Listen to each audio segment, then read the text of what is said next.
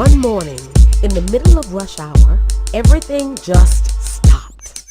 It was like all the machinery in the world just got stuck. So what the heck happened? There could be only one explanation. Only one super dude was in charge of all the machinery in the world. He invented everything and made sure everything kept running. So, who was the man in charge? The mighty Ogun. With a 24/7, 365 job, Ogun was the original workaholic. One day, he got tired of people not appreciating him and all he'd done for the world. So, he retired to his crib for some much-needed R&R. Needless to say, this put the world in havoc. The other superpowers knew something had to be done. One by one, each of the superpowers went up to coax the mighty Ogun down.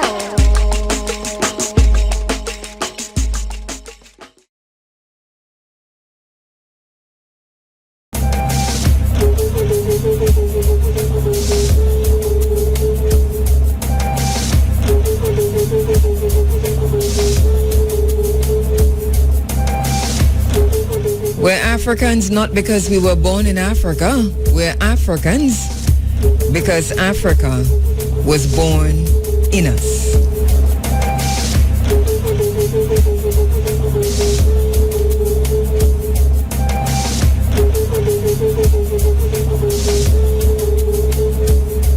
The only people, race of people, who do not identify and call their God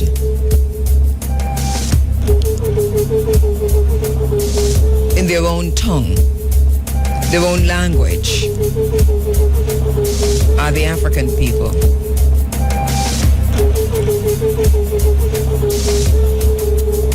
In finding our God, we find our ancient selves.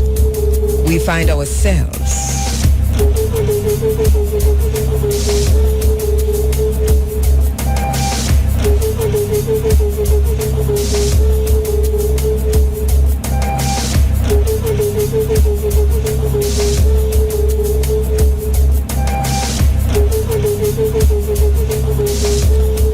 Dr. Ben Yochanan tells us that when your God and your Savior look like your master and enslaver, you become the principal agent in your destruction.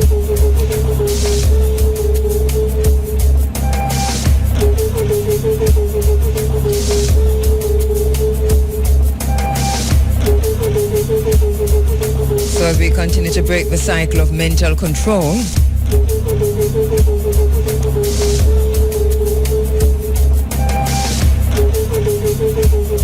fundamental element in that mental control and the success of the mental control over these many, many, many thousands of years is the element of spirituality and religion.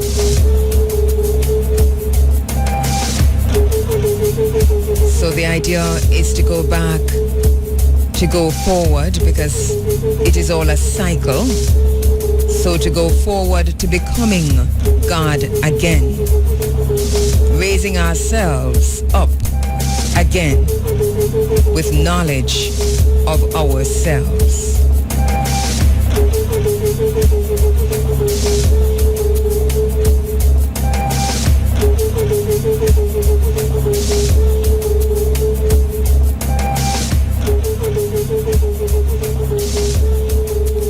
So as we said before, we do really have a lot to get through. And let me tell you one of the things that has happened over the weekend.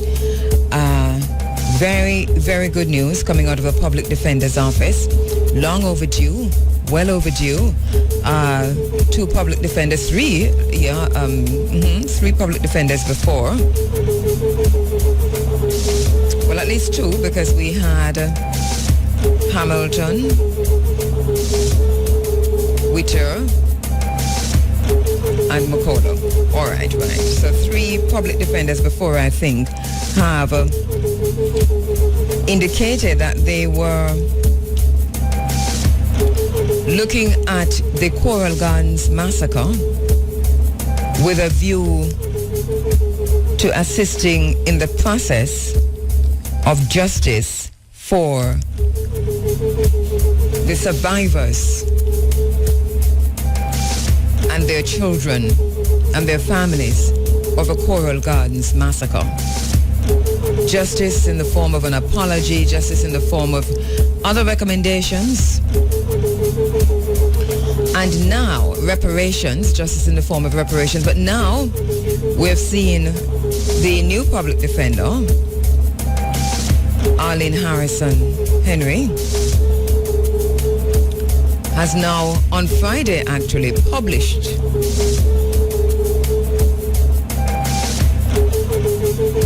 a report, an investigation into the April 1963 incident at Coral Gardens.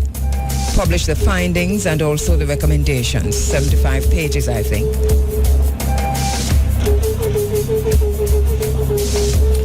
Well, I've read it twice actually,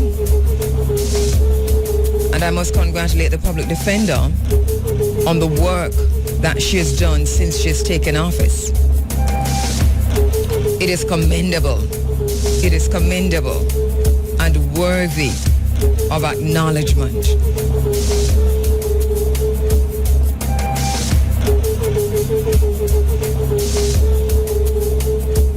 Because we have always thought in this process that it was too much. It was too much work. It was too heavy. There was too much going on. And now we have the report, the findings, and the recommendations properly contextualized, historically contextualized, socially contextualized,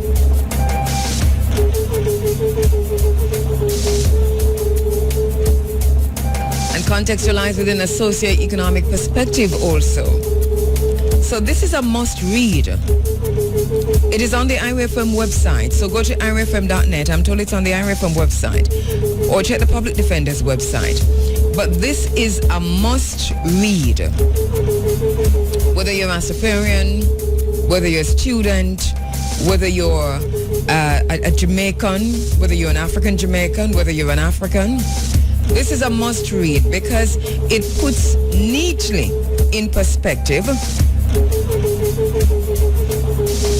the genesis of the material manifestation of Rastafari in this time, in this space, meaning the Western Hemisphere space, and Jamaica in particular. So it traces that. And then it looked also at society's response to Rastafari and Rastafarians.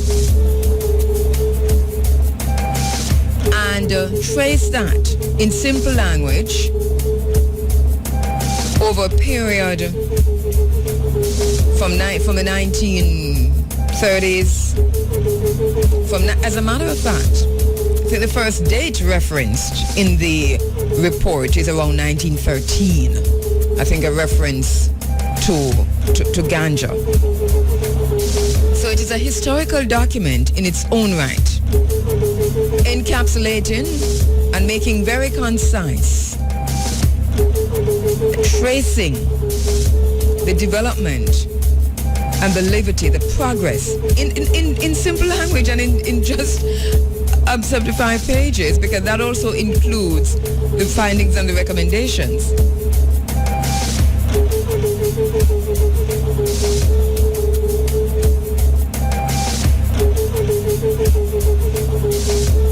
Tracing Rastafari from that time to this time.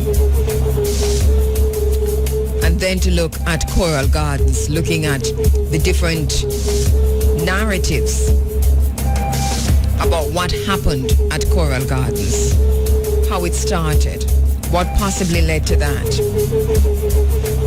Getting testimonies from as many places as possible.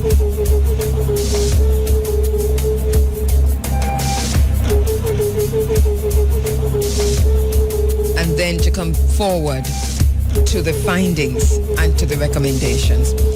We know, as I said before, that our system is one of detachment to keep silenced people from asking questions, to keep the judged from judging, to keep solitary people from joining together, and the soul from putting together its pieces. In this space, we are not the silent ones. We're asking the questions. Critical analysis. We're questioning the power structures. We're following the money. We're judging those who are judging us. And we're not solitary because we're putting our pieces together. It's a complex process. Integral to that process. Reparations, apologies, and of course, becoming God again. The essence of power is the ability to define someone's reality and have them live according to that definition as though it is a definition of their own choosing. Hey, tell us something. Do you?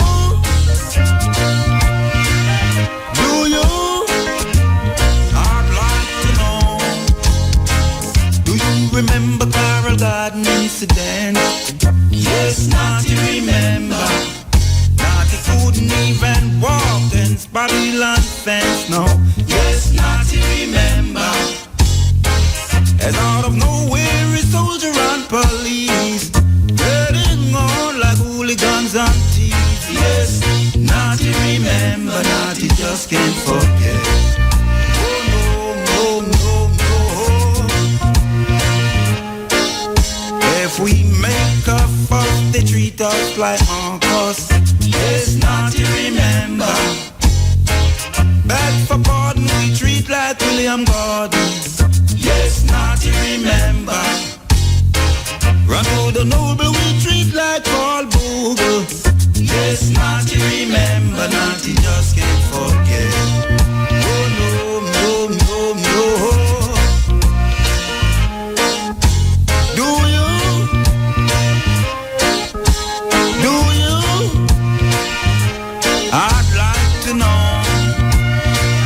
Yeah, yeah, yeah. Man get chopped and man get shot. Man get liquids, the whip and blackjack. And after all, now the scar is in my back. Do you remember Carol Garden incident? Yes, not to remember. Do you? Do you remember Carol Garden incident? Yes, not to remember, not to just can't forget. Oh no, no, no, no.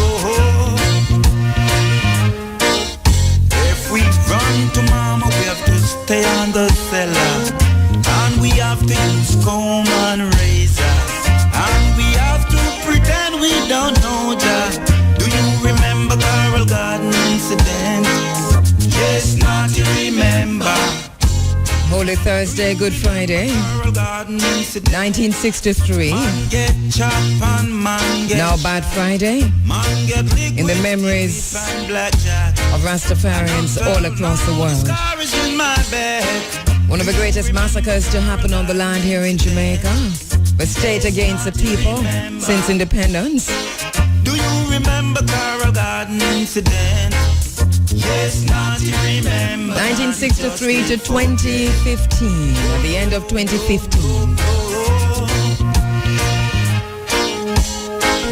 The state has not properly acknowledged its role in the Coral Gardens massacre and the discrimination and prejudice against Rastafarians.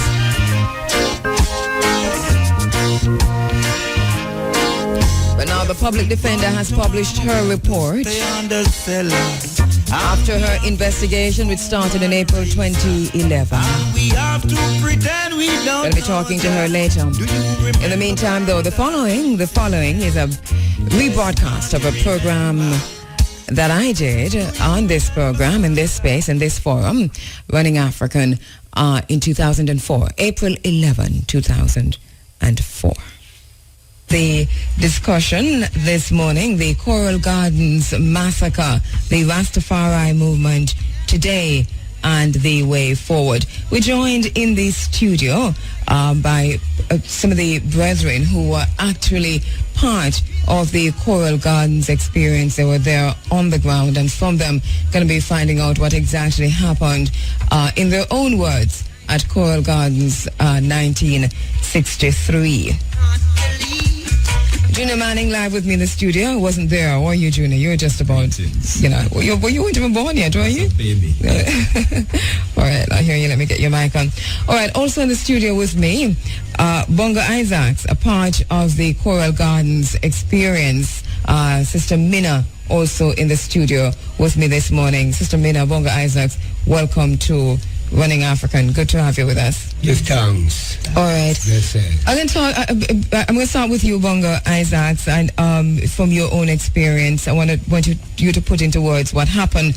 Before that, though, what led to the Coral Gardens experience? You know, there was a series of events that happened that led to the massacre in the end. Yes. What happened? It was a brother who called Radolph, was working in Rosal, in the mountain, planting food. And him and the people and the authority and the property, they'd have certain dispute. So that was the development that caused the Coral Garden event. So they went in there and shoot him. All right, and I need to go step by step to tell me exactly what the dispute was, or maybe you can jump in here, Junior, with a little bit of the historical background before we go back to Bongo's. I was just going to say Bongo's spear that, but to Bongo Isaacs. Well, as it is, as we know, over the years, Rasta has been under what you call disrespect from early years, because as you were present at the Coral Garden function Friday, we got a letter that was sent from the Custos at the time, Car Jarrett, talking about Rastas who had this concept of Haile Selassie, which they say was a false thing, and it's more, they were robbers and thieves. So they were actually, before Coral Garden, there was a build-up of disrespect, not knowing what the Rasta is all about. So it was more a prejudice. So that even before Coral Gardens, the atmosphere in the country was one of prejudice and discrimination against Rastafarians. Yeah, because they didn't understand what it's all about. It's like people talking about this black king from Africa, and it's like it's new to the colonial people, especially the people in administration. Right. And so that letter you're talking about from the Custos was written to who? It was written to the colonial power in England. Oh. Saying that there are a set of people in Jamaica saying Haile Selassie is the Almighty, talking about Africa, and what they know, they are all thieves and robbers. So there was just a build-up of that energy from 58, because from 1930, when Leonard Howell and all the original racists were talking about that, it got a build-up in the 50s, so it become a concern to these colonial powers. So what they decided to do, they start saying to Ethiopia as well as the colonial power to send to His Majesty, so that he can send back a message to that was the objective, to undermine the movement from that time. Right. So that as we said before, the atmosphere in the country was one that prejudice. Was of prejudice. All right. And out of that, so that was even the way the Custos felt. Yes. But out of that, in 1963, something happened to bring things to a head. Talk us through that. Bonga Isaacs just now mentioned Rodolph. Yeah. Yes. Well, actually, we know over the years as Rastas, because you can imagine that prejudice, and people want to do something. They want work, they couldn't get work, so they went to look work. They went to the land. So there were some lands above Coral Garden, which was occupied by colonial people, and it was not being used. So these brothers decided they're going to use the land so that they can feed themselves and take care of their family. Now, when they were doing it, as it is, the people over here, and they got a reason now to confront them, to say, okay, what are you doing on our land? You're encroaching on our land. Leave the land. So the brothers said, we don't have no work. We want to use the land. So you have a brother, Rodolph, who decided that, boy, you have to plant food and you have to live. So while he was there, they visit him, warn him, tell him to leave. He said he's not leaving. And then there was a conflict where he got shot. He went to the hospital. He actually had tube in his system. So he had that prejudice. So what he did now, he came back he went to prison they sent him to prison.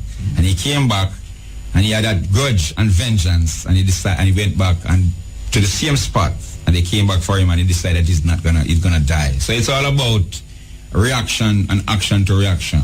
All right. Let me go back to Bonga Isaacs, who started off earlier just now. The problem that developed with Rudolph Franklin and the gas station owner at Coral Gardens. Can you talk us through that a bit? What happened when he went? Do you know what happened when Rudolph Franklin went to did he actually go to the gas station, and what happened at the gas station? Because we have all different accounts. One said he asked for water and they doused him with gasoline, which sounds like it's coming from a song, but you can tell us if that's exactly what happened. Well, according to how I get to understand upon that time, that after I go down to the gas station now, and when the gas station get to burn down, it's because of the white man that was there intervene within him and try to stop him. So there was a white man there? Yes, I learned that. Was he there, or did he arrive was he actually there when he went there?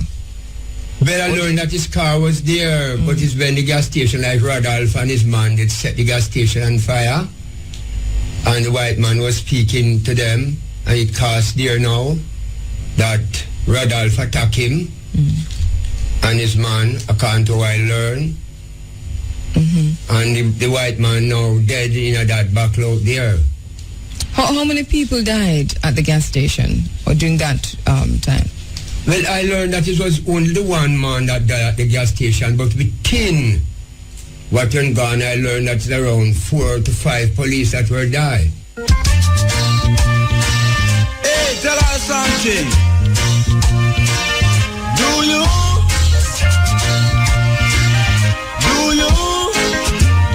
I'd like to know. Do you remember Coral Garden incident? Yes, Babylon fence, no. Yes, not to remember. And out of nowhere, a soldier and police turning on like hooligans and thieves. Yes, not to remember, not to just can't forget.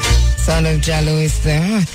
We're back with you inside of Running African, looking at the Coral Gardens massacre, the Rastafari movement today, and the way forward. In the studio with me in this segment of the discussion, Ras Junior Manin, Empress Mina, and Bongo Isaacs. Empress Mina and Bongo Isaacs, two of the persons who were actually there at the time, 1963, in Coral Gardens. And I'd asked a question earlier as to how many persons were killed at the gas station on Holy Thursday. We have a note here saying it's 8 persons who were actually killed after the attack on the gas station. One of the reasons why we're going through this step by step, because there are generations of persons who still don't know what happened in Jamaica, and this is something that you don't learn about in the schools. And to understand what could have incensed someone, not that we're excusing it, to get to the point where, along with others, they burn a gas station to the ground and, and killed others. What could have happened to lead to that? And that's what we're stressing on that particular thing. What happened to Rudolph Franklin Jr.? Earlier you said that he got shot, went to the hospital, and we understand that he actually needed intestinal prosthesis. Definitely, that's all right. Okay, we're not hearing you too well, Junior. Yes, actually, he was shot while he was on his farm, and he went to the hospital, and he got a certain amount of time to die. That's what the doctor told him. So he had a vengeance, personal vengeance, and then while he was in the prison, while he was in the hospital, they sent him to prison. So he went to prison. How long did he spend in the hospital? Well, I don't have the exact date, but I think it was about 10 days. I don't know if Bongo Isaac have any idea how long he spent. No, Sister Empress Mina. No, because at the time. No, how long did he I don't recall that. I don't know. Okay. Those information, those were kept by the system. Rastas have been kept away. So right. Actually, you're saying after the hospital, though, he was sent to prison right. too. Was he a Rastafarian? Actually, at the time, we couldn't deny him that right because he was calling on Rastafari. And as it is, I would call them plainclothes Rasta, as you know. So he didn't have locks? No.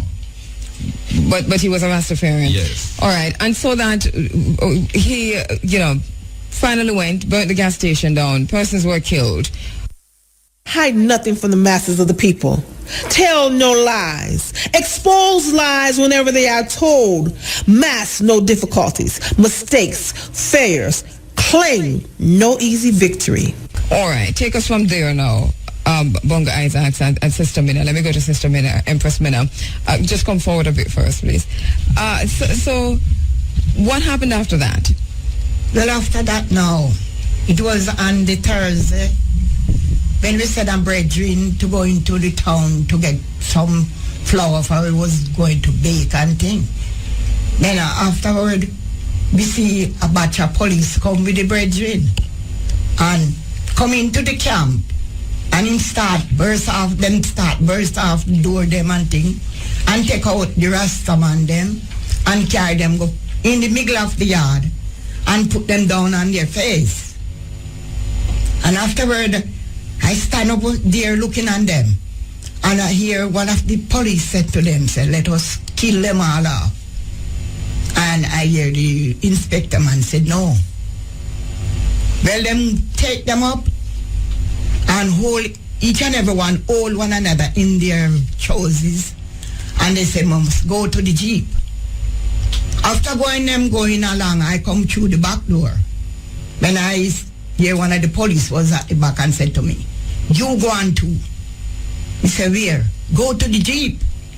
After when I went out of the road, I hear a police man who stand up there with him gun said to me, said, woman, move yourself from here or else I will blow you. What's it? Right. Yeah. So me just graduate, glad when I hear that sound and walk behind the jeep and go down.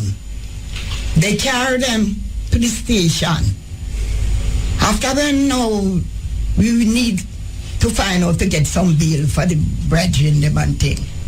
When I gathered together, I couldn't get them name. But I remember, say I did have some card where we was registered from Brother Brown time. I go into that drawer and I look into it and I get up the name them on the card.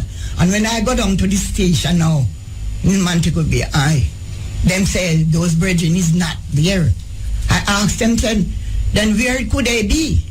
Well, a policeman said to me, said, I believe some in Trelawney, some in Hanover, and some. So they carry them through the prison so full up and thing with all these Rastaman.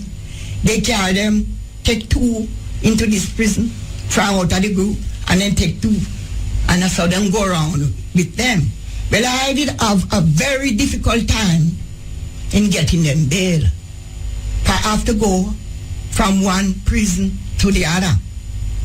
But after that now, and I get them bail, and when them come out and then go back to court, them take them to court. And the judge says, there is some information, and then him said, him charge them all different kind of crime, but then never, there was an innocent brethren. And then the thing we have to remember at this point is that these, you mentioned that they were innocent. These Rastafarians had nothing to do with Coral Gardens, with the gas stations, that is, the gas station being burned to the ground. No, because some of them don't even know there. I never see Rodolph and this man. All right. Don't know of. Let's just back up a bit, Bonga Isaacs, because obviously the government at the time must have given the authority to the police officers, to the policemen who went hunting for Rastafarians. So tell us, who was the Prime Minister who went hunting for Rastafarians? So tell us, who was the Prime Minister at the time? The Honorable Bustamante. Right, and tell us about the part that he played. What kind of order did he give? Because we've heard so many different views as to what Bustamante did. What kind of order did he give? Well, I learned that when him come down from Kingston and him went to the hospital, that time the hospital was out at 4th Street, and him see the Rastaman them that died. 4 Rastaman that died by the police, and 4 police they die also. And when him see it now, him give the order to the police them to bring in all the Rassis, dead or alive. What 14 police station cannot hold, Bob, the cemetery in Montego Bay will hold it. So through that command now that the police get, they come out upon a rapid administration to destroy all Rassis. So at that time when I learned now, I was in the hill burning coal for 6 weeks. And when I come out of the hill, I get to understand what's going along. So I have to trot back to the hills. And when I trot to the hills now, I see coming out of the hills now, one of the night with my bag of coal, I see a flashlight coming through the bush, and I impressed, so I have to drop the coal off my head and move away. And by that moving, and I impressed, I walk the whole night to St. Elizabeth at Cedar Spring. And when we reach in Cedar Spring now in St. Elizabeth, at the morning, whole night we tried in, the people in that village come out amongst themselves, come out amongst us, with machete, wood, rope, and stone. So yet this is not the police now? No, that is the people in my as a Rastaman now walking how much miles from St. James to St. Elizabeth. True. When you got to St. Elizabeth, the mood there among the ordinary people living in St. Elizabeth, obviously one of hatred against Rastas. True. Because they came out with, we are saying, with stones? With stone, rope, and machete, and big wood. To do what? To lick I and I to beat up I. They say they are not troubling the Empress. For it's I who caused the Empress to stay like how she stay. That time I was going up onto a Rastaman gates. We call that Rastaman Bongo Levi. And them say I must go up there. For I'm going there to let police arrest Bongo Levi. I asked them the question, if it's the first they say I come through this village. And they said no. I asked them, say, why you never come out with machete, rope, and wood and stone like what you come out with now? Them said, no, sir, no go up there. Found they go up there to make them arrest Bongo Levi. So I said to them, say, if I uno, they roll thunder, uno fi stop I. So I said to the Empress, go before I. And when I said that now, them scatter and start fling stone, jam I with the hood. But the one that I watching now mostly is the one that have the rope, a strong, built black man. And him start to wheel the rope to cast I. So every time him wheel the rope and go up, I say, lightning! And when I sound the lightning, I say, it touch him in him heart. I say, fear. So I follow up him heart with the word lightning and thunder until I overrun him and go on top of him and get to go up into the mountain up there the brethren rest. And so it is very serious. I mean, what kind of mood could there have been? I mean, how could black people turn against each other, you know, to that extent that, you know, they came with stones and sticks and machetes at you, a man who's been through there before. So did you actually end up in prison? Yes, I end up in the Balaclava jail for the people them now. What happened now? When I go up and I telling my brethren what happened, I brethren went down there of a shoot the other morning and chase up few of the people. Say he told them that when they see racists come through the district, they must interfere them. So through that now, the brethren did have a cutlass of a shoot. So they go and report it at the Balaclava police station. And at that time now in the morning, around 3 o'clock, and I see 9 policemen come up on the hills and arrest us, stick I up, and start to bring down brutality, some lick and box and kick and all sort of cruel brutality they bring out upon and I. So their great remarks that they are not going down after the hill the night until they clean out, that the people could see Mr. Drancro and Mrs. Drancro S. So I, Bongo Isaac, now did class as Mr. Drancro, and my Empress was Mrs. Drancro S. to show the ignorance that I and I, the Rastafari, brethren and Empress, undergo in this country from the time of colonial days. And this is a lot of this you're talking about happened between St. James and St. Elizabeth. Now, Junior, can you tell us, do you know, because I know you've done a lot of research on this, what was the mood in the country like, in other parishes? Well, as it is, there was a step up against Rasta all over the country, as it is. And in Kingston, the brethren were very militant, that they were threatening to go to the water at with the supply to all of Kingston, to poison it if they attack any Rasta in Kingston. That was more of a militant defense which Kingston brethren put on, which was very positive.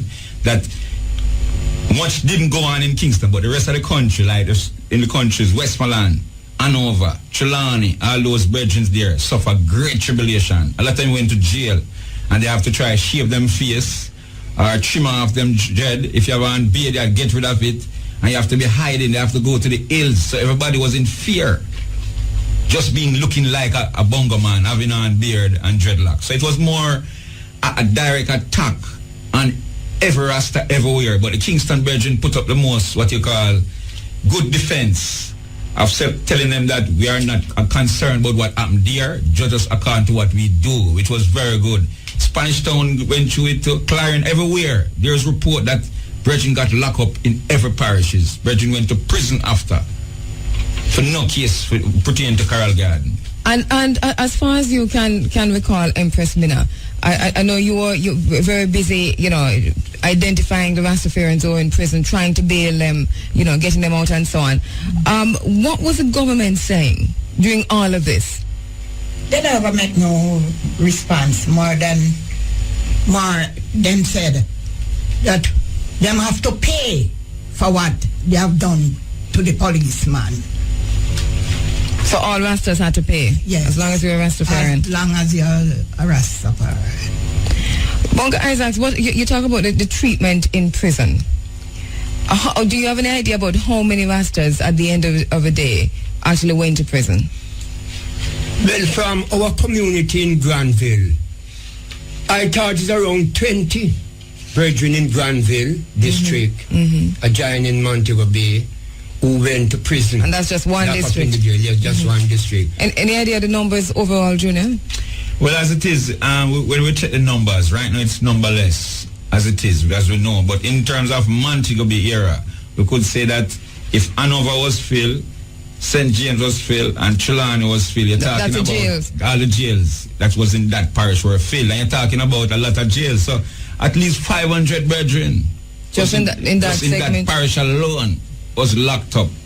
And that's no exact figure. It can be more or less, but it's just to show you that anywhere, any brethren having on any beard or talk about Rasta. If you were a man who studied Rastafari at the time, researching with the Bible, you were being attacked and persecuted just because of the faith, and judging you off another experience of somebody doing something which was very unfair to the movement as it is. All right, and you talk about the treatment in prison. I want to go back to that, Bonga Isaacs, because one of the things we heard coming out here this morning, people had to shave, and were trimmed literally in prisons. What else happened? I mean, we know about the cruelty, the beatings and so on, but give us an idea as to what the Rastafarians went through in prison. Well, you see, at Montego Bay, at Barnett Street, those brethren, when them get all them wicked bus head with baton. I didn't know a brethren, Bongo Williams. And when the police bust up him head with the baton and the blood that come down in his face, him asked the police to turn the hose to wash it out. And the police asked him where and him show him, and the police part away the head, the ear, the locks, in other words.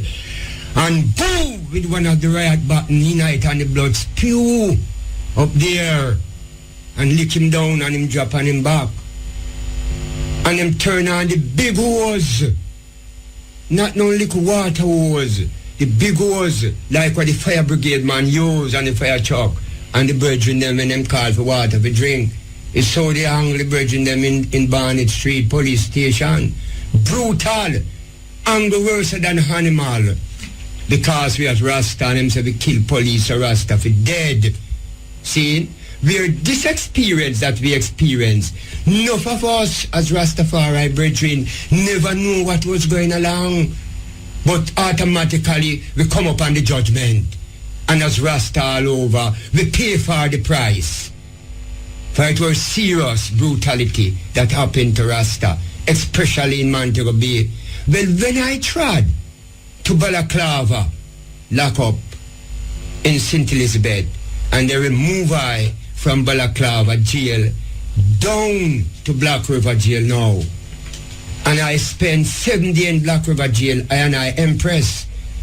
And when I stand up and look in the guard room, peep through a hole and look in the guard room, and I see how the police and feel happy and joyful. And I in the cell, they suffer great sufferation. So I stand up and I knock the door 3 times with my face. I said, I know what you want the Rasta man to do in this country is to trim and shave.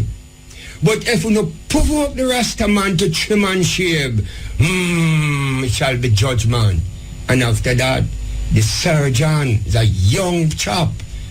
He come up there, come and open the door with the next police, 2 more police behind him, with 2 riot buttons, and him said, what is the trouble in here? I said, no trouble, but I stomach swell. And him said, no, that is not the what's it trouble. Here is Black River Central Police Station. And if you go on with anything, with them mash you down. And them slammed the door, and I humbled myself, and they went away.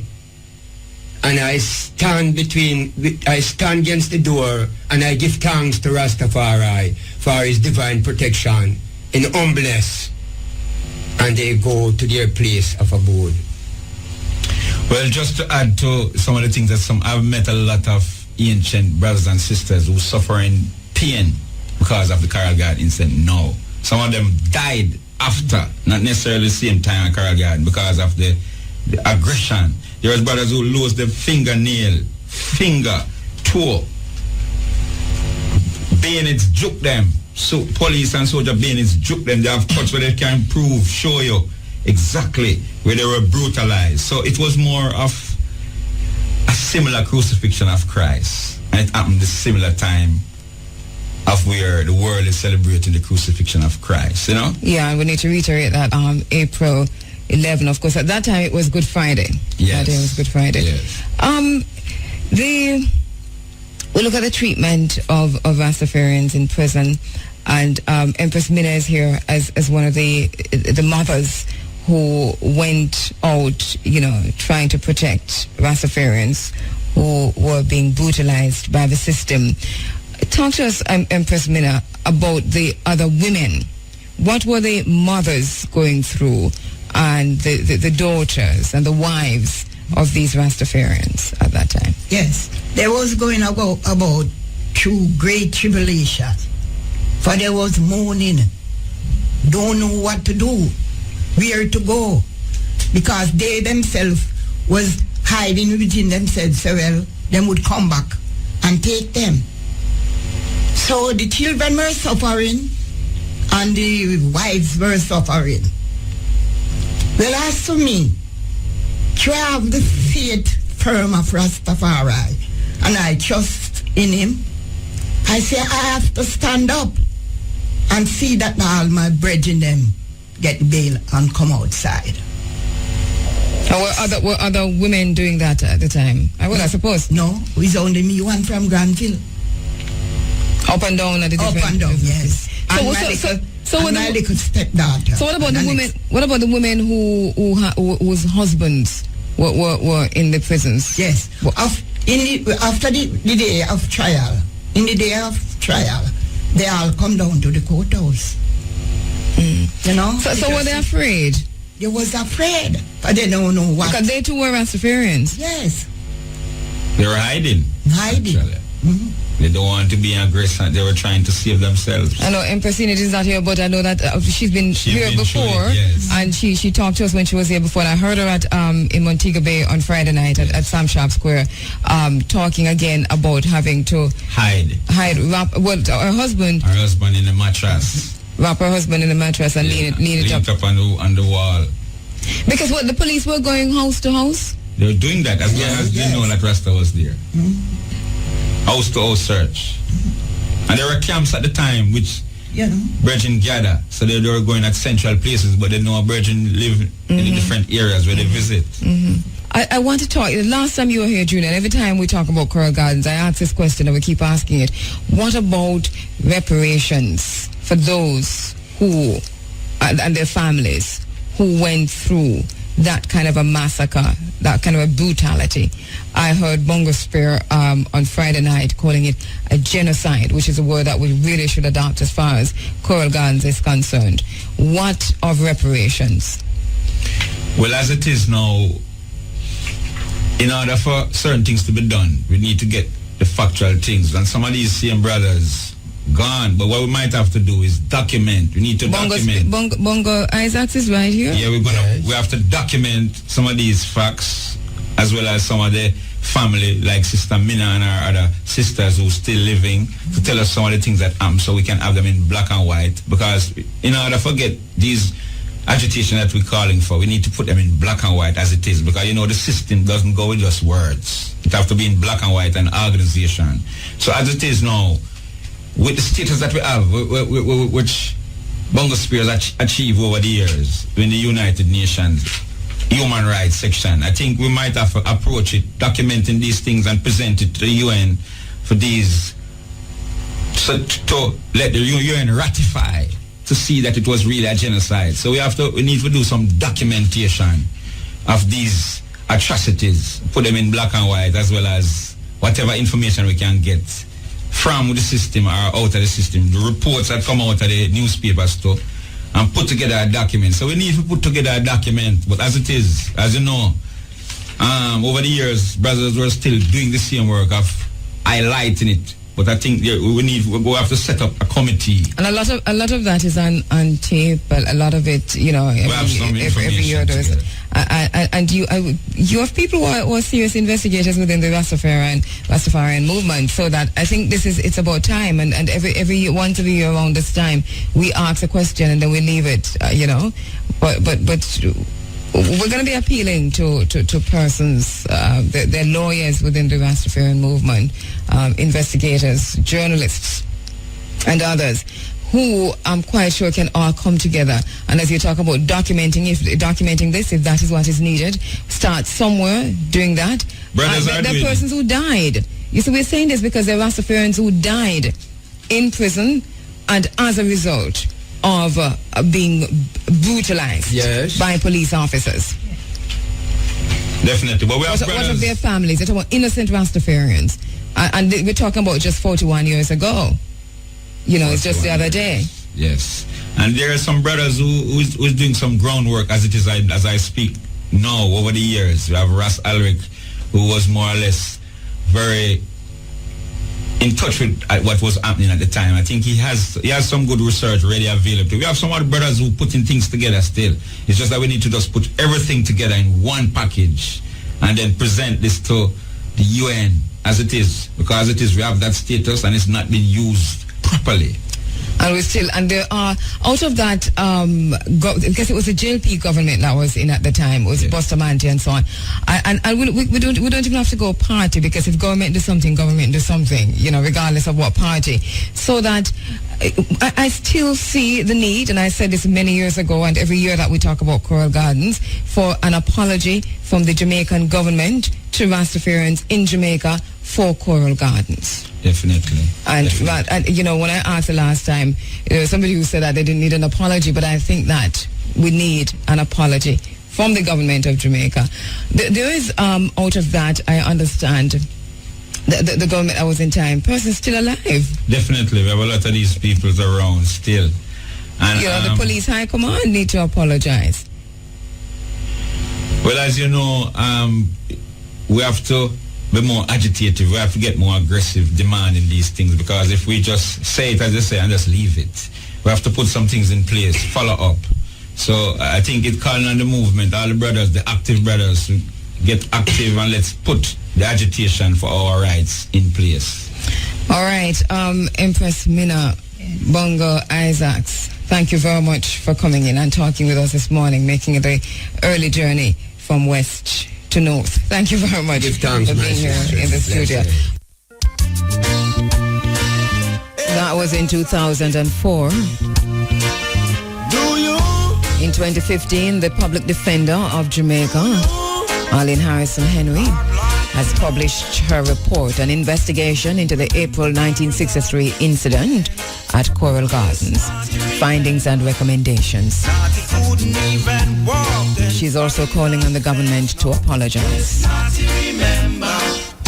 This is significant. This is groundbreaking in the process. We're not going to let it just slide by and slip by. So this morning at just after 9 o'clock, we'll speak with the Public Defender.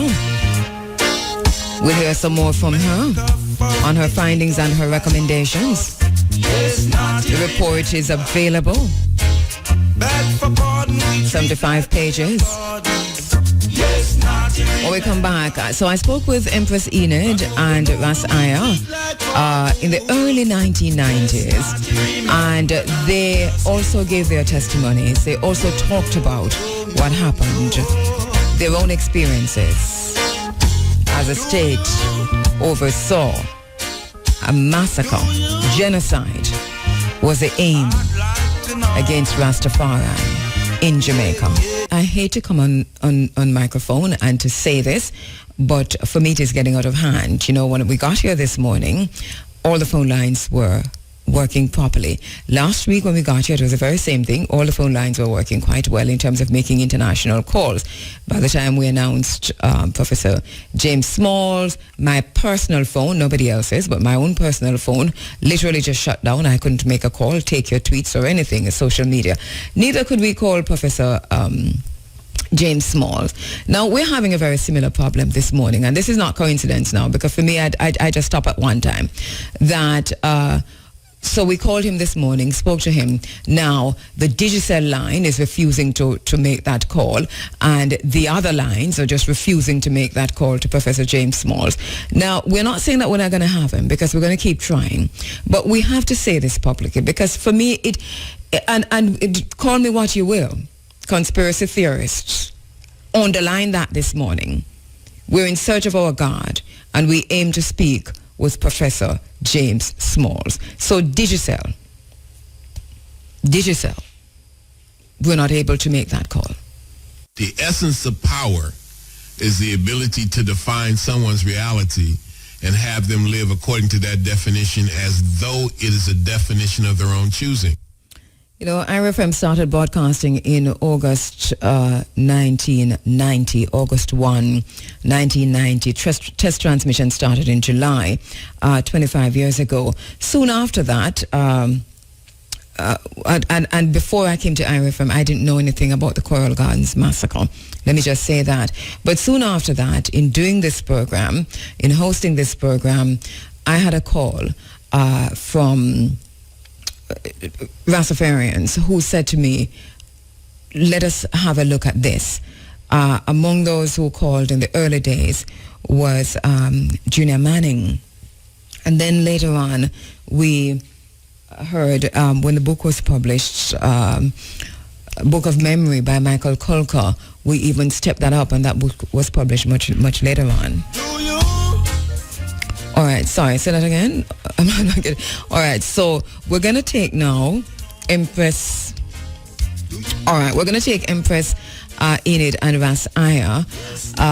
We have, I'm understanding from our IT manager that we might have bypassed some things and able to, please indicate if we have Professor James Smalls. If that is the case, then we'll hold Empress Enid and Ras Aya until after we speak with Professor James Smalls. So let me just do this quickly and come back to you. They treat us like uncles. Yes, not to remember.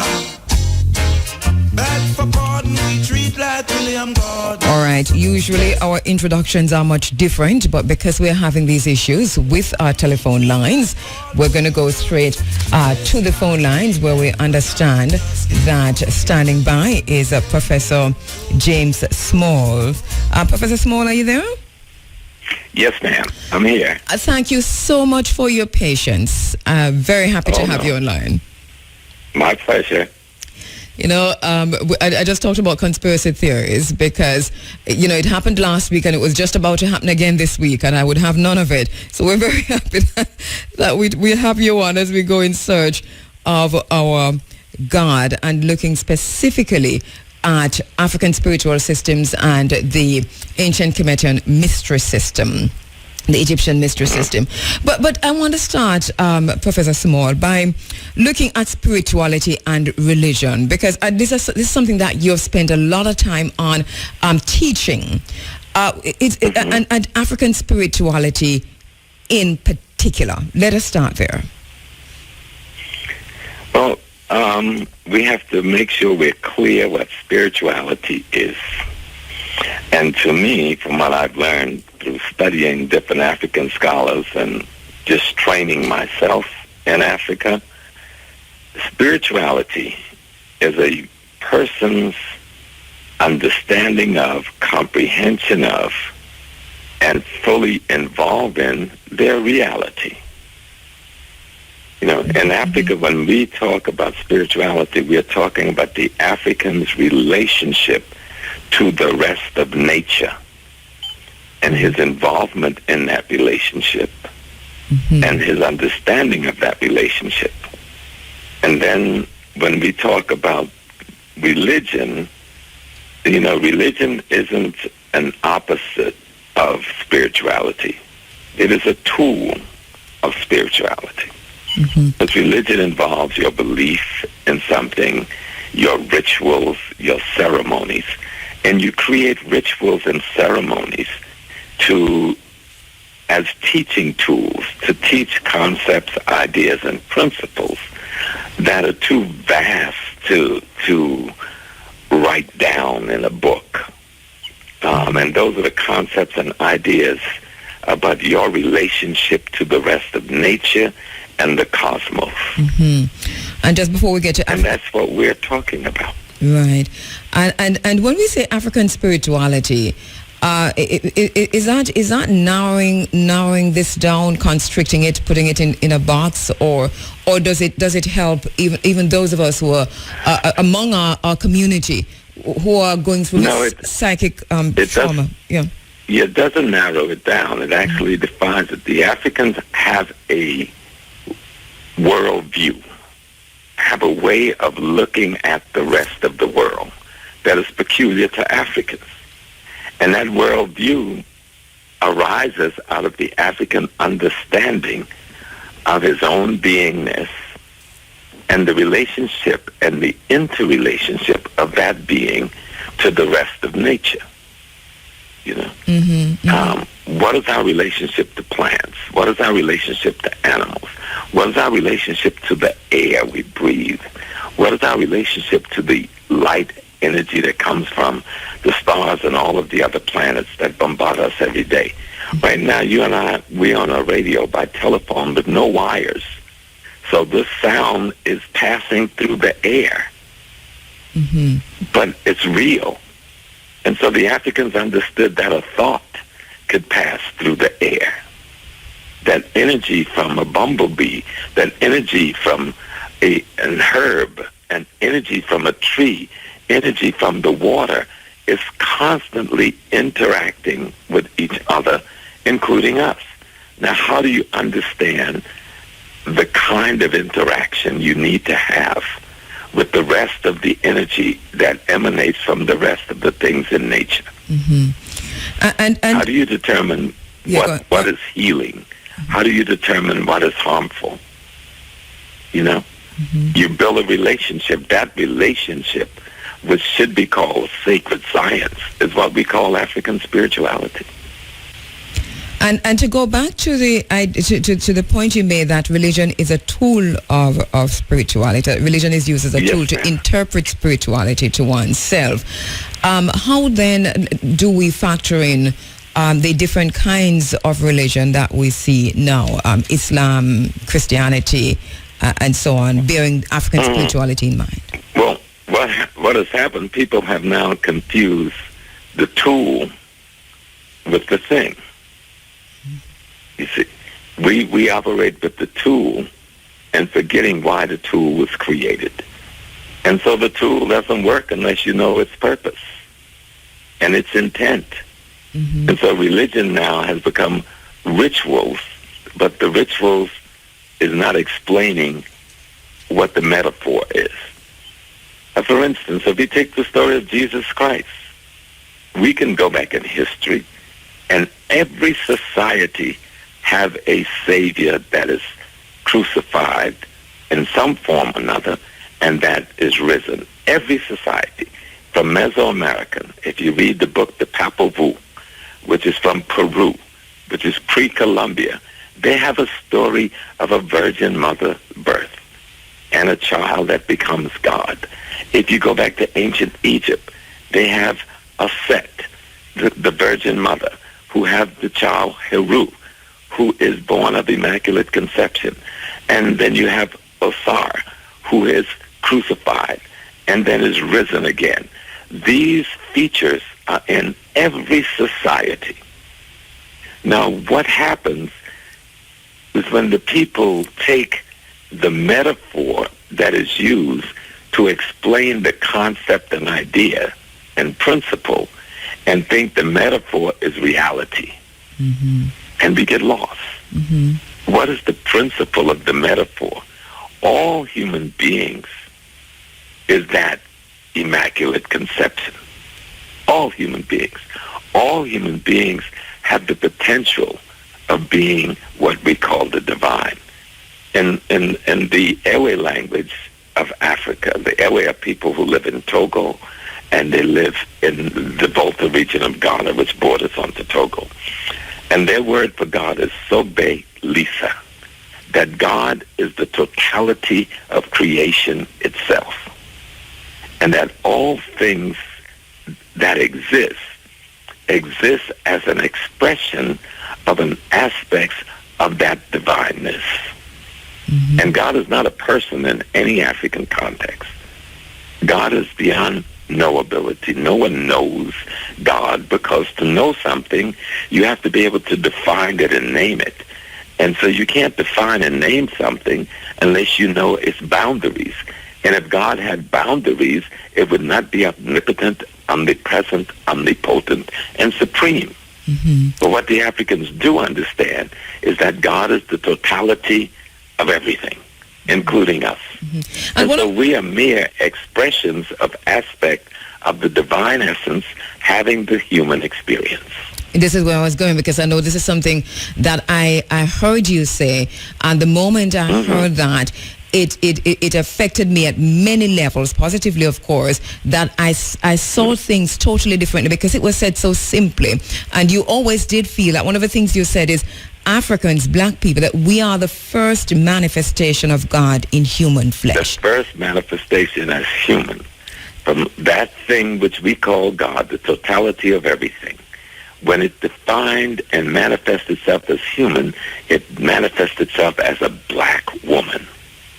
And all other human beings, and even today's contemporary science has proven it to be so, emanates from the womb of the black woman, who emanates from the psyche of the divine itself.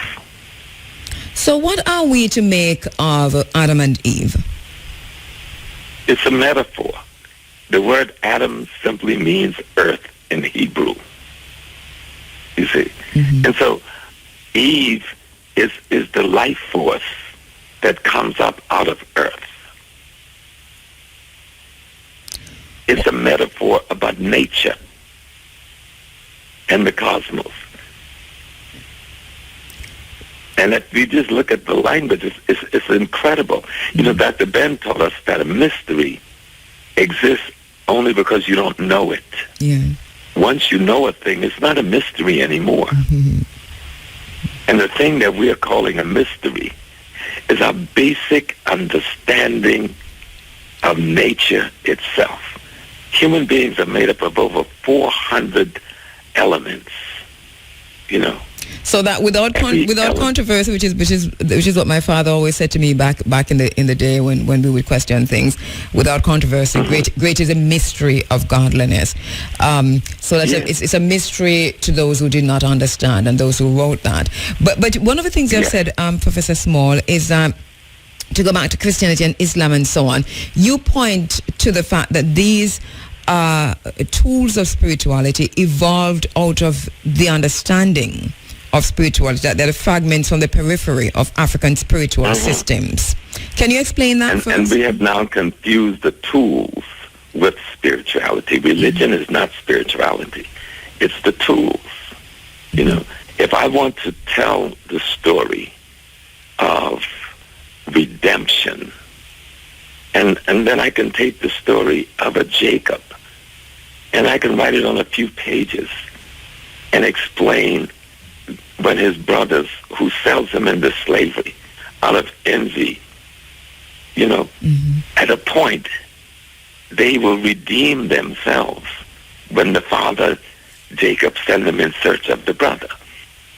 Because when you commit a crime against your own psyche, in order to be spiritually healthy, you must go through a period of redemption. We see the same thing even if we went to the Yoruba religion.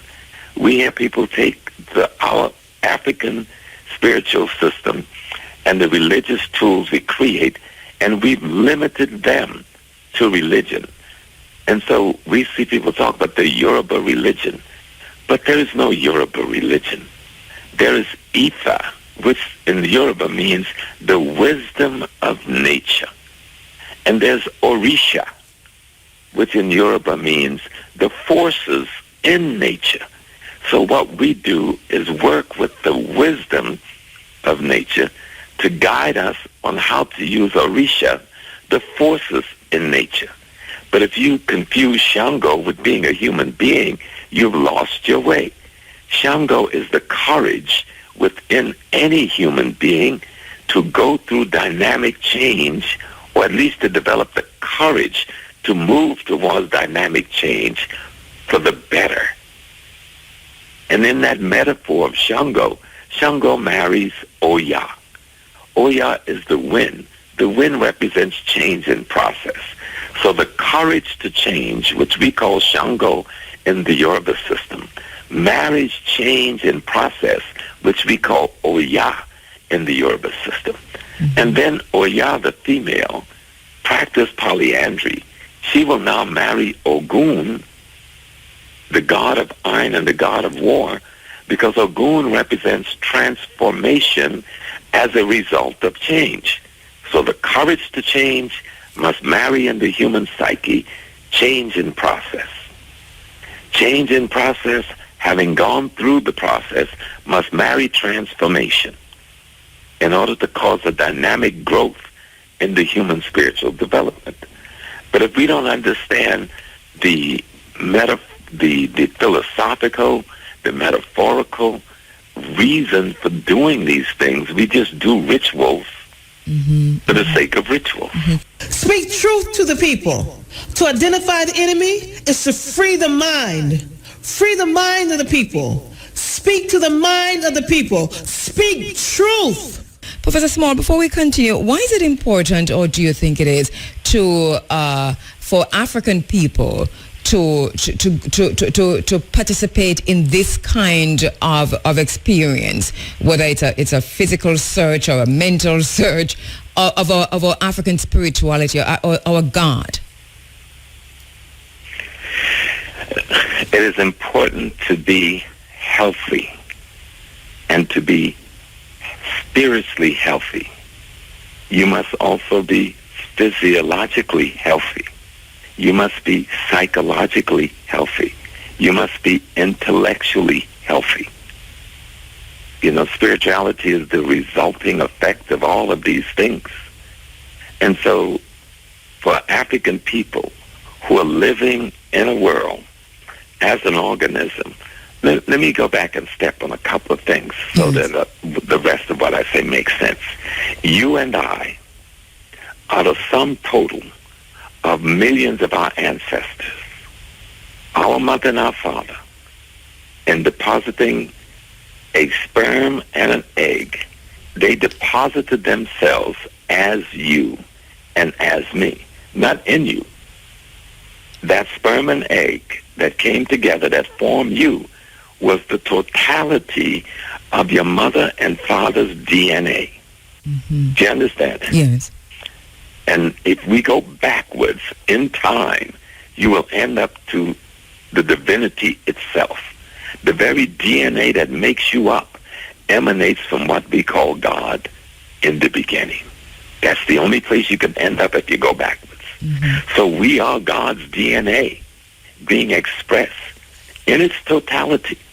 You contain everything of your mother and your father, who contained everything of the 4 people, your grandparents, who contained everything of the 8 people, your great-grandparents, who contained everything of the 16, your 16 great-great-grandparents, and everything of the 32 great-great-great-great-grandparents, and back.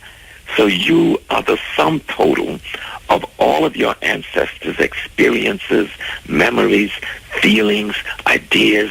Everything is embodied in those things we call your DNA. That is you.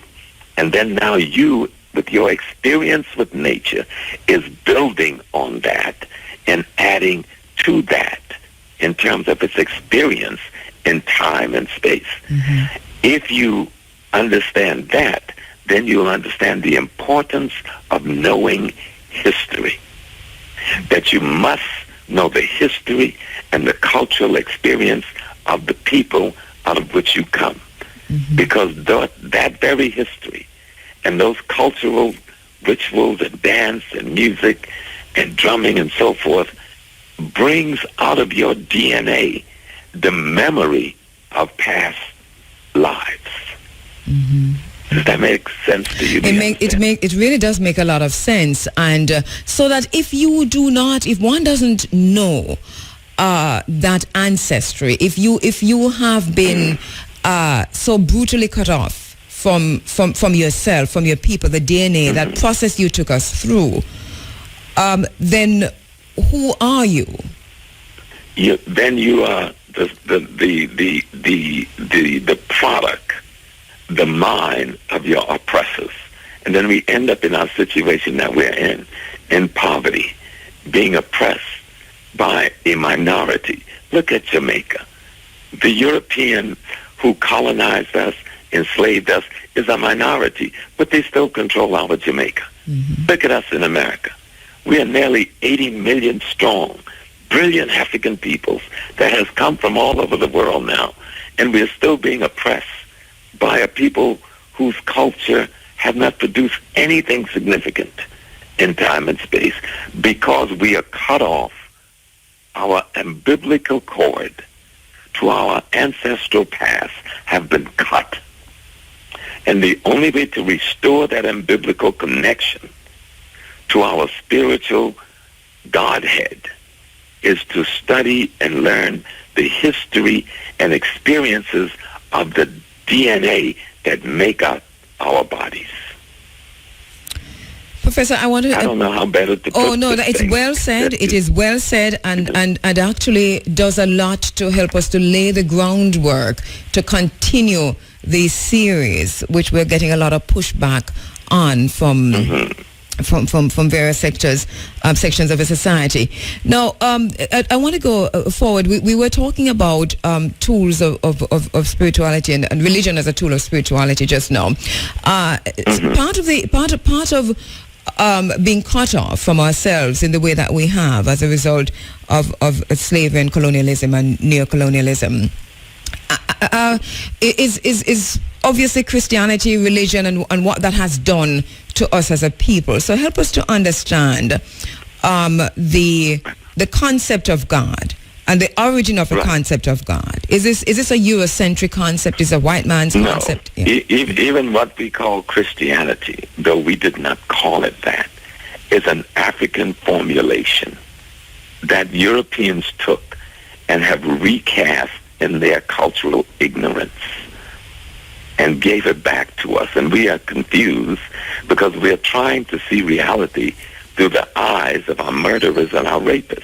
And you won't be able to see your reality. You'll only be able to see their reality. And if you see yourself through their reality, you see yourself as a victim to be preyed upon by them. And so you become your own predator. You become your own predator. And so until we understand that, we're in trouble. Christianity, before it was called Christianity, had its birth in Africa. It was an explanation in a more modern time than ancient Egypt of the same laws of nature that ancient Egypt was trying to explain to ourselves. And so if you go to Ethiopia now, one of the 5 oldest churches in the world sits in Ethiopia. It's called the Church of Miriam. And in that church, no women is allowed in that church because a sister, I think her name was Beatrice, burnt all the churches down when they were first built in Ethiopia. That one did not burn all the way. They saved that one. In that church is a 6th century painting of the Madonna and Child. I've seen it with my own eyes. The Madonna is black and wearing a beautiful blue gown with gold trim. The child is black, wearing a beautiful white gown with gold trim. This is the classic Madonna and Child. Remember, Michelangelo don't paint the Madonna and Child we know in Christendom until the 15th century. So then explain to me why we got black paintings from the 6th century in Ethiopia. Guess what? Martin Luther isn't born yet. The Reformation hasn't happened yet. Guess what? The Catholic Church is not born yet. So whose religion is it? The problem with it is when you create a teaching tool, and that's what religion is. It's a teaching tool in your culture to keep you connected spiritually. And someone else takes that teaching tool and recasts it in their culture, and you try to use it to explain your culture, you're going to be in a mass of confusion. Mm-hmm. Mm-hmm. So that Africans practice Christianity, and you have always been at pains to underscore Christianity and Islam before. We practice what they call Christianity before they called it Christianity. Because we didn't call it Christianity. So that it's just our way of life. Right, and you mentioned the so Ethiopian... what they did, they took the rituals that we were using to teach ourselves spiritual concepts, and they made those rituals historical happenings, and they weren't, and they wove them in, they wove the metaphor in with history. This all happened at a time in history we all know, 325 A.D., the Emperor of Rome, Constantine, called for a conference, and at that conference, they began the process of producing the religion we now know as Christianity, using its tenets and its rules from the fragments of what they have of the African spiritual system. What he wanted, the Roman Empire had conquered North Africa by this time, conquered all of the Mediterranean basin, and it needed a way to control the population that it had conquered. So it took control of that spiritual system using the Roman army, and Constantine says this, that he will use the Roman army to enforce this new point of view, this new what became a religious point of view. Even the Pope before Francis, when he visited Cameroon in 2009, told the Cameroonian people of West Africa that out of the 10 authors of the document we call the Bible, 7 were Africans. This is what the Pope said. And we all know this anyway. I mean, Dr. Bennett have taught us these things, and we've learned them through our own research. But if African people truly understand that what we are looking at when we are looking at religion, Judaism, Christianity, and Islam, we are looking at our enemies' adaptation of fragments from the periphery of our spiritual understanding, using our pieces of our metaphor to create a religious philosophy that is enforced and backed by state military, even to today. We're going to take another quick break. Before we do that, one question, and then we come... Today. We're going to take another quick break. Before we do that, one question, and then we come from that break. We speak in the next half an hour that we have on the Egyptian mystery system. But I wanted to look, put in perspective the Coptic Church, Ethiopian Orthodox, and some of the Islamic traditions out of ancient Ghana. Yes. How are we to view those? Well, if we go to the Coptic Church, remember there was a church called the Byzantine. This is the first manifestation of Christianity that comes out of that writing of Constantine, the Coptic Church of Ethiopia. There's another Coptic church. There's the Coptic Church of Egypt, which breaks away from Constantine and go and establish itself. What Constantine first creates becomes what is called the Byzantine Church.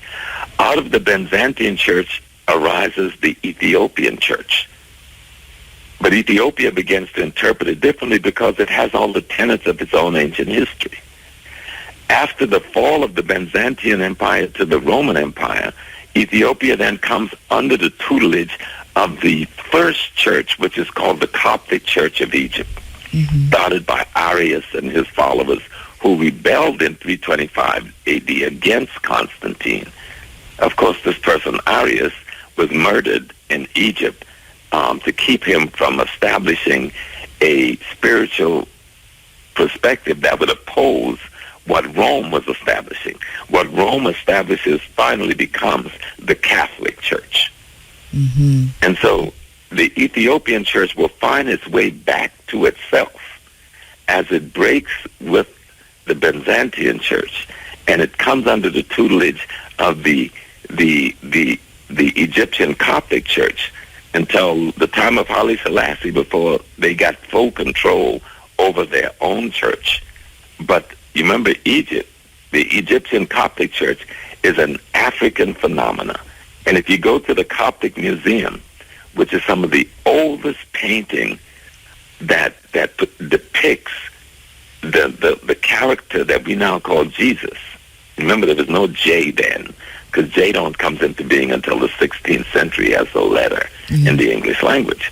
So that personage that we now call Christ, in all of the Coptic Museum is painted black. That personage we call Mary is painted black. That personage who's Mary's mother, and you'll see paintings of Mary's mother with her grandson Jesus in the Coptic church painted black. All of the disciples are painted black. And so when we go back into our history, you'll see we were trying to tell the stories, the metaphorical story of life, using anthropomorphic representations of black human beings. We're going to to tell a story, you have to use pictures because people are not literate. So how do you tell them this story? You can't write a thesis using script because the masses don't read any script. So you use pictures. You use drawing. That's all hieroglyph is using pictures out of nature that will explain symbolically concepts, ideas, and principles about how to transform yourself into a better human being and how to build right relationship between other human beings and nature in order to create the harmony that will make your environment healthy. My very special guest online, Professor James Small, as we continue our search for African spiritual systems. We call the series In Search of Our God, African Spiritual Systems, with a subtitle, of course, directly from Professor Small's, Becoming God Again, Raising Ourselves Up Again with Knowledge of Ourselves. Professor Small is on the line as we go into the final segment. Prof, can we look now at the Egyptian mystery system? And you just talked about mystery. So what is so mysterious about the Egyptian mystery system? What makes it mysterious is when you don't know it. The Egyptian mystery system is the very science of today. There's a book, it's called The History of Mathematics by an author named Mr. Kajari. And in his chapter 1 of his introduction, he quotes Plato. You know Plato? Yes. Who they call the great Greek philosopher? And then he quotes Plato from a treaty called the Phaedrus, which is written by Plato, or said to be written by Plato. In the Phaedrus of Plato, Plato says the Africans, but he's using the word Ethiopian, which is a Greek word for burnt face or black face. And so he's saying the Ethiopians have given us all of the world sciences. And then Plato begins to quote arithmetic, geometry, and he says medicine, and he goes on. And he says, but the greatest science of all that these blackface have given us is the science of writing itself. What we are calling the mysteries. It is so funny that you don't get it. Yes. The mystery is what you are able to master using the most fantastic tools our ancestors gave us. You know what those tools are? The 7 liberal arts. The 7 liberal arts are the mystery tools of ancient Egypt that is used to bring outside of you what is embedded in you. Everything in nature, everything in the cosmos, everything that we can call the essence of the divine is embedded in you. The very word, English word, education, means to comes from the word educate, means to bring something inside out. But in order to bring something inside out, you need tools. And so our ancestors created 7 tools, which we today now call, in every university of the world, the 7 liberal arts. Mm-hmm. An extraordinarily good book for this is called Stolen Legacy by George G.M. James. Yes. The Stolen Legacy by have George G.M. James. And that's good because we do have that book on our reading list for the Running African Book Club. I know persons have been reading it, and it makes this discussion even more relevant to them, I'm quite sure. So can we go into that a bit more then? The curriculum of the what's included in the teachings. Can we say the curriculum of the Mystery System, as George James says? Mm-hmm. Yes, ma'am. Mm-hmm. What he simply shows is that the mystery is within you. All that you are seeking is within the individual. It is embedded in the DNA that is you. Mm-hmm. But you need tools to bring them out. And that's what music is about. That's what dancing is about. That's what arithmetic is about. That's what geometry is about. See, you must master how to bring outside of you that which is embedded inside of you. And you also use the experiences that you've had and the experiences your ancestors have had, because that helps in the recall. But then you have to understand purpose. And this is even in the Bible. I think it's in Proverbs chapter 9, where it talks about the 7 daughters of wisdom. The 7 daughters of wisdom is those same 7 liberal arts that we created as tools to help the human mind extract from its own inner self the wisdom of nature itself. Mm-hmm. That's the mystery. That's what I'm a Freemason. I'm a Prince Hall Mason. Yes. And we're talking in Masonry. We said we seek to make good men better. You know how we make good men better? How? Master the 7 liberal arts and use those tools to bring the essence of the divine within out. Mm-hmm. And how does one master the 7 liberal arts? Study. Mm-hmm. We do it when we send our children to school. We learn to read. Yes. We learn to write. We learn to do arithmetic, to master arithmetic. We learn to master geometry. We learn to sing. We learn music. We learn harmony. We learn dance. We learn rhetoric, how to speak in an appropriate manner to convey thoughts, ideas, and principles through sound. Mm-hmm. You know, those 7 liberal arts is what they teach us starting with kindergarten, right through college. Mm-hmm.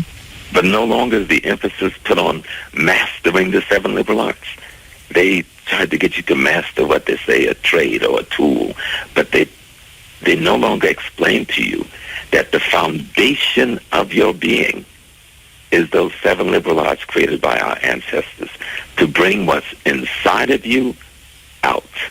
And the reason you want to bring it out, you want to use that wisdom that is embedded in you from the first manifestation of the human being, when you came out of the divine itself.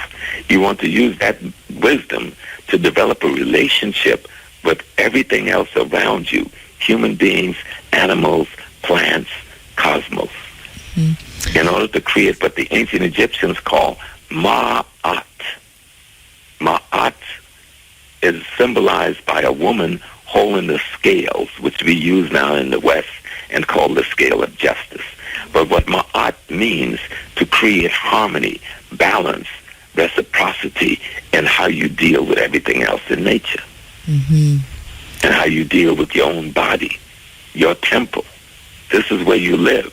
This is not who you are. And so the ancient Egyptians teach us about the soul, which they call the Ka.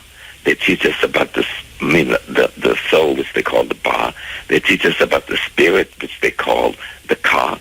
They teach us about the personality, which they call the Kut.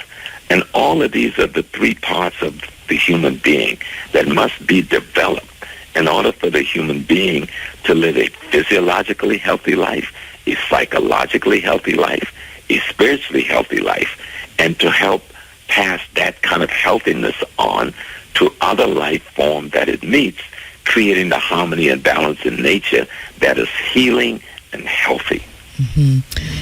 And let us talk a little bit now about the Egyptian theory of salvation, which is what I think you're also just touching on. And the reason for that is, so we do have this violent rejection of anything Egyptian, anything that came out of ancient Kemet. And that especially through modern day Eurocentric Christianity, and especially the more fundamental Christianity. Right, and it's like that go down Moses to Egypt land and the false story about the Hebrew children. If you go to Egypt even today, it is the best recording of history of any civilizations ever manifesting itself anywhere in the world. And yet there's no mention of Hebrews. There's no mention of a Moses. There's no mention of any of that. How can we have such an incredibly 9,000 to 10,000 years of written history? That one little incident of 400 years, they claim, is not mentioned anywhere in the 9,000 years. So the logical conclusion to that is what? Somebody made up the story because it fitted their narrative. It fitted their narrative. And even in their story, in the book of Isaiah, they refer to a king of Egypt and all the world. This is supposed to be coming from the mouth of Isaiah. And this king of Egypt and all the world, according to Isaiah, is named Taharka. And he tells the people of Israel in their Torah reading that this king of Egypt and all the world, Taharka, will save Israel from Assyria. And he's telling the Israelis, don't attack them, don't engage them militarily, because this powerful force is going to save us from the Assyrians, who is at that time in history is the conquering force. And there's another king in that Hebrew narrative. His name, I think, is Shoshank. I think he's mentioned in the book of Kings. And this is another great pharaoh of Egypt who comes and saves these same people. Now, when you look at the location, because that's why history becomes important now, because when you look at the location, the so-called Middle East or Palestine, and you go back to even their narrative, when their Abraham, according to their metaphor, comes into Jerusalem, which is already there. Jerusalem is not established by any Hebrew tradition. Jerusalem is the name of the Canaanite capital city. The king of the Canaanite tells Abraham he's filthy and he's unclean, and they teaches him circumcision. They circumcise him.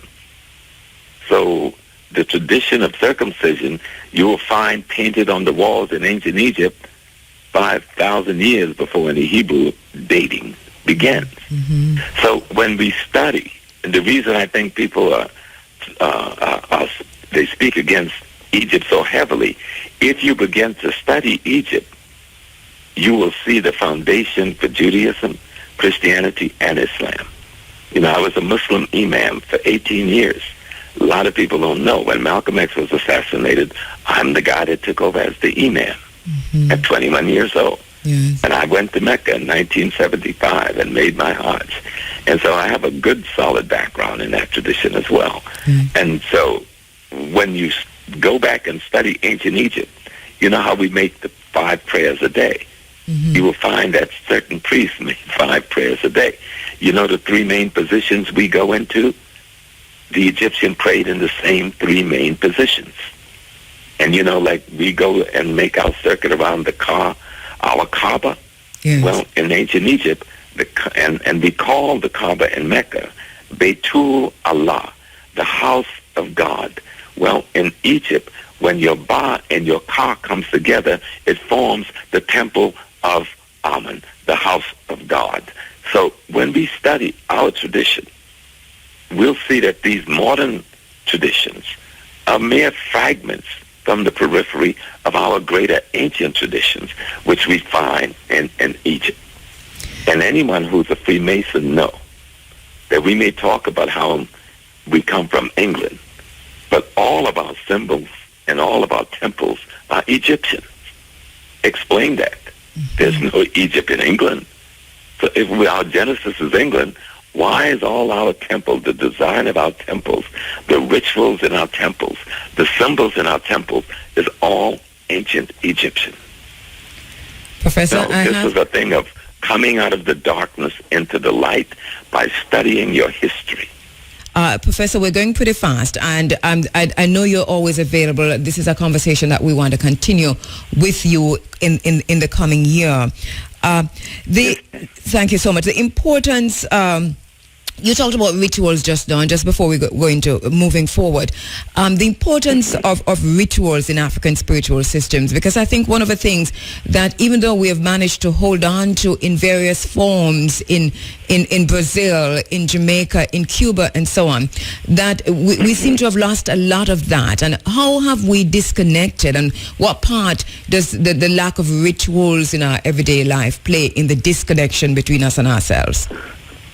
Well, we've lost a lot of it because we fail, because of the crisis that we have been in, the war against our minds by the Europeans during this enslavement and colonial period, and even the post-colonial period, the psychological war, to disconnect us from Africa, have left us with only fragments of our system. And so we need to understand better, and the way to do it is to study history. Dr. Wade Nobles have come up with a new book. It's the latest book on this idea of how we regain our minds. And he calls it the Island of Meme, the Unfinished Revolution.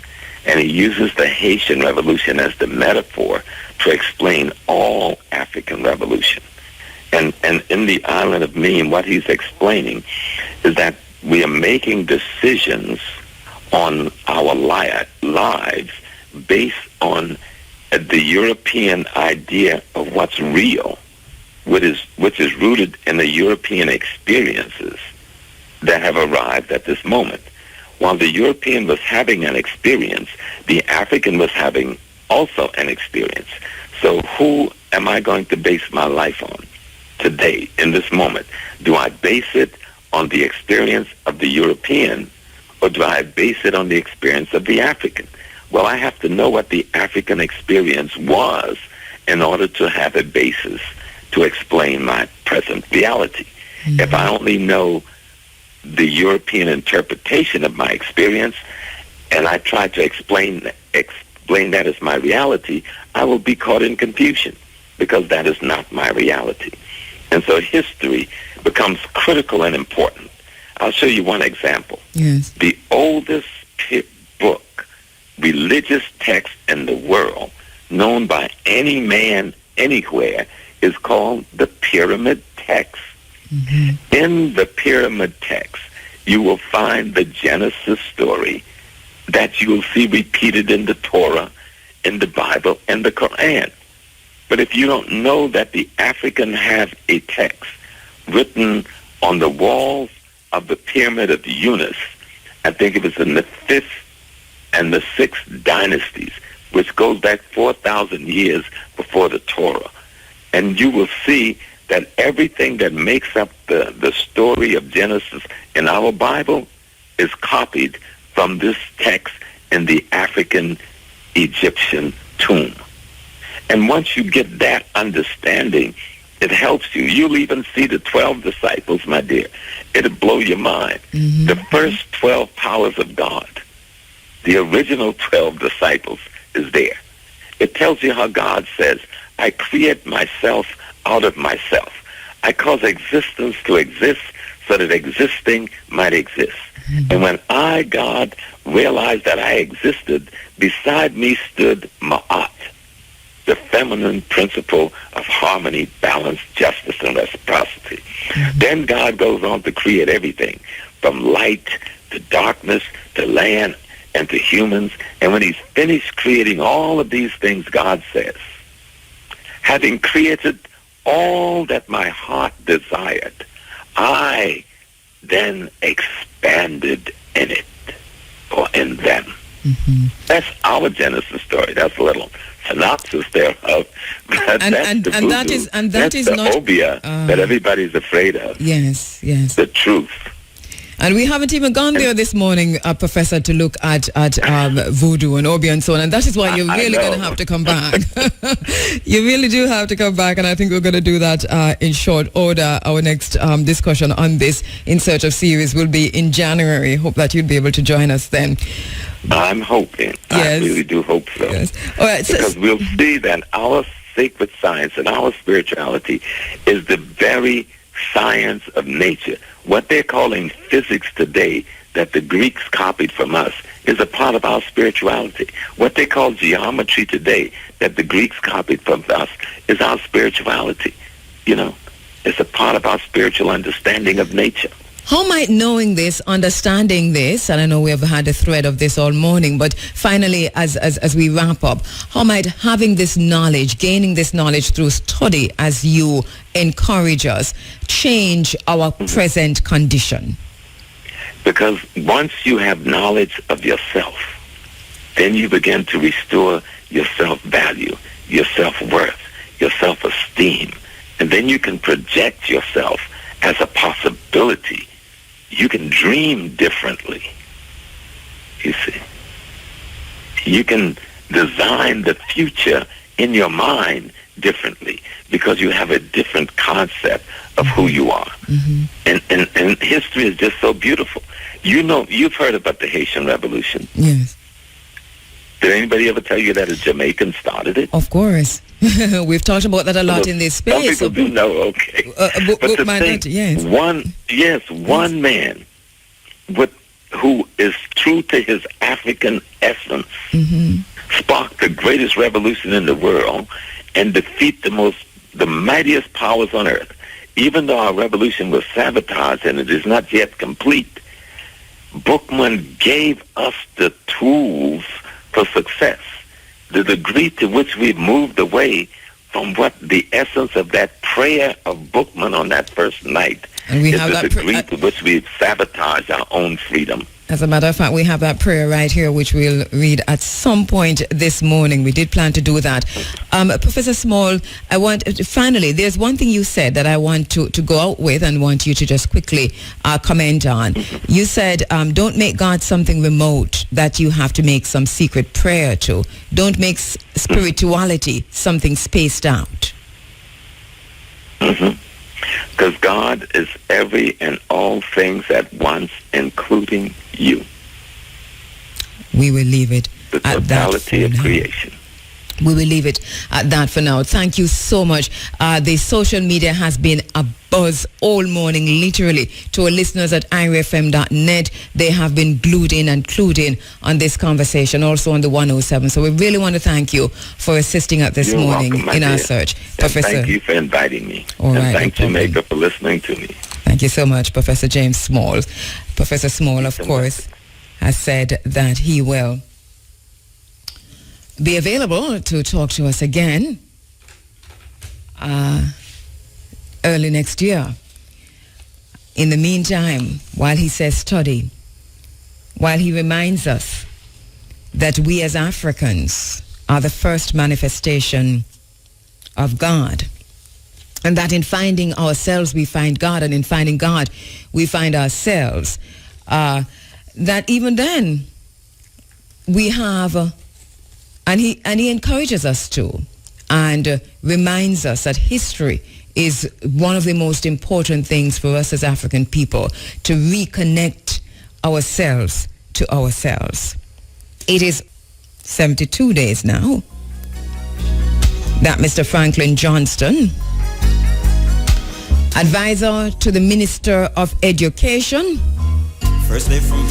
looking at the CARICOM Reparations Commission, says that it's a Ponzi scheme.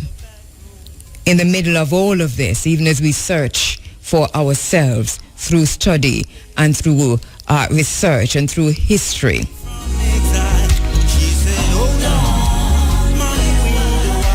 72 days now. No calls, no shouts, because he's too close to us. So we shout at David Cameron after he's gone.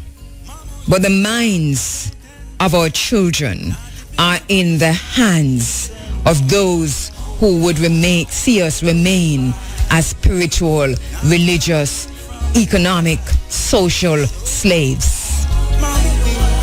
Some of the most dangerous blacks in the world are many of those brothers and sisters who finished graduate school with honors and yet operate against the interest of blacks because of their Eurocentric orientation.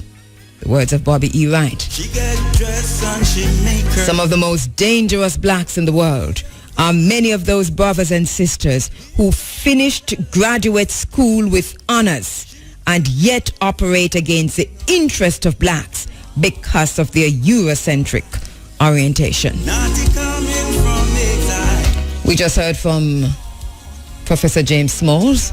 Professor Smalls is the CEO of Sana Large Enterprise in Ghana and president of the African American Management Company, Ghana Limited.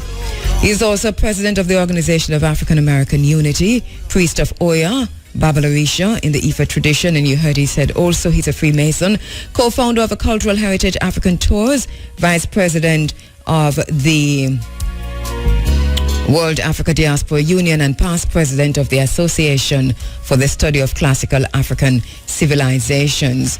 He has taught for many years, over 15 years at the City University of New York, including 13 years at the City College of New York, New York's Black Studies Department, and 2 years at New York City Technical College.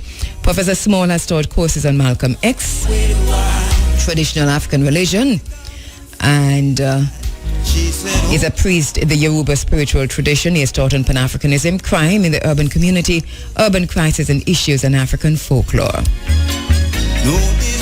He currently conducts educational and cultural tours throughout Africa, Haiti, and the United States. We're very happy to have him with us this morning. When we lose our African connection, we lose our world connection. When we disconnect ourselves from Africa, we cease to be a world people. Without the African connection, we are a disjointed people, begging for the entry into somebody else's house. For how they did us on religion. And our people tend to think that even those who feel that they know that white Americans have mistreated us, their grandchildren or great-grandchildren still mistreating us in a lot of ways. They still believe, well, but nobody would lie about God, when that's not true. People who are trying to subjugate another people and turn them into slaves, not just physically, but mentally, then they certainly would try to teach them that God looks like me. A lot of people say it doesn't matter what Jesus looked like, it doesn't matter what God looked like or other deity. But the thing is, if it did not matter what Jesus looked like, why don't they show what the original paintings and pictures of Jesus look like? Why don't they show what the original paintings and pictures of the disciples look like? Because that's very important to know if it doesn't matter. When Michelangelo was told by the Pope to put the picture of the Holy Family on the roof of the chapel, Michelangelo said and the Pope specifically told him to make it European. Michelangelo explained to him that there are no models of a European Holy Family. And so he said, you'll think of something, and he did. He used his family. We thought the only guy we had was the one that white people gave us, which was Jesus, okay? And he looked like them. And when we saw them, psychologically, we would transfer that was deity.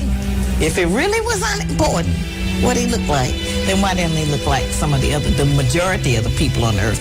Why would he look like the people who are the minority race on the entire earth? We're not the minority. People always ask me, why do the black church not get rid of the white Jesus and put a blue-black Jesus in place with a nappy head? Because black people would stop going. Not only did they hide the color of religious figures throughout Europe, they would hide the colors of other very important people, especially royalty in Europe, because there was a strong African presence in Europe for a long time. the state use appropriate language to apologize to those persons who were directly affected by the events of Coral Gardens 1963, but who were not involved in any unlawful events or activities which led to the tragedy at Coral Gardens. That urgent consideration be given by the state for the acquisition of the Outer Many property in Trelawney with a view to allocating a portion thereof to the Rastafarian community for the establishment of a cultural center.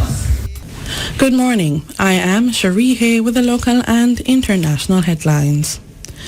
There was a significant reduction in fire calls in November in comparison to October for Portland. This was revealed in the report from the fire department at the monthly meeting of the Portland Parish Council recently.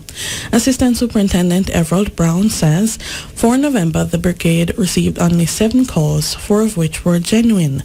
This is in comparison to 37 in October, 32 of which were genuine.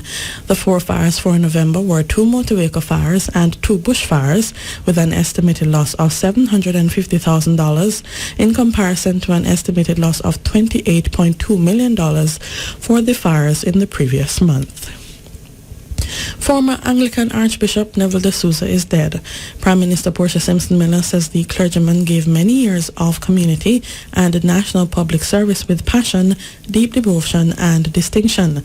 She says he served the people of St. James, Westmoreland, Clarendon and Manchester, among other parishes, with humility and diligence.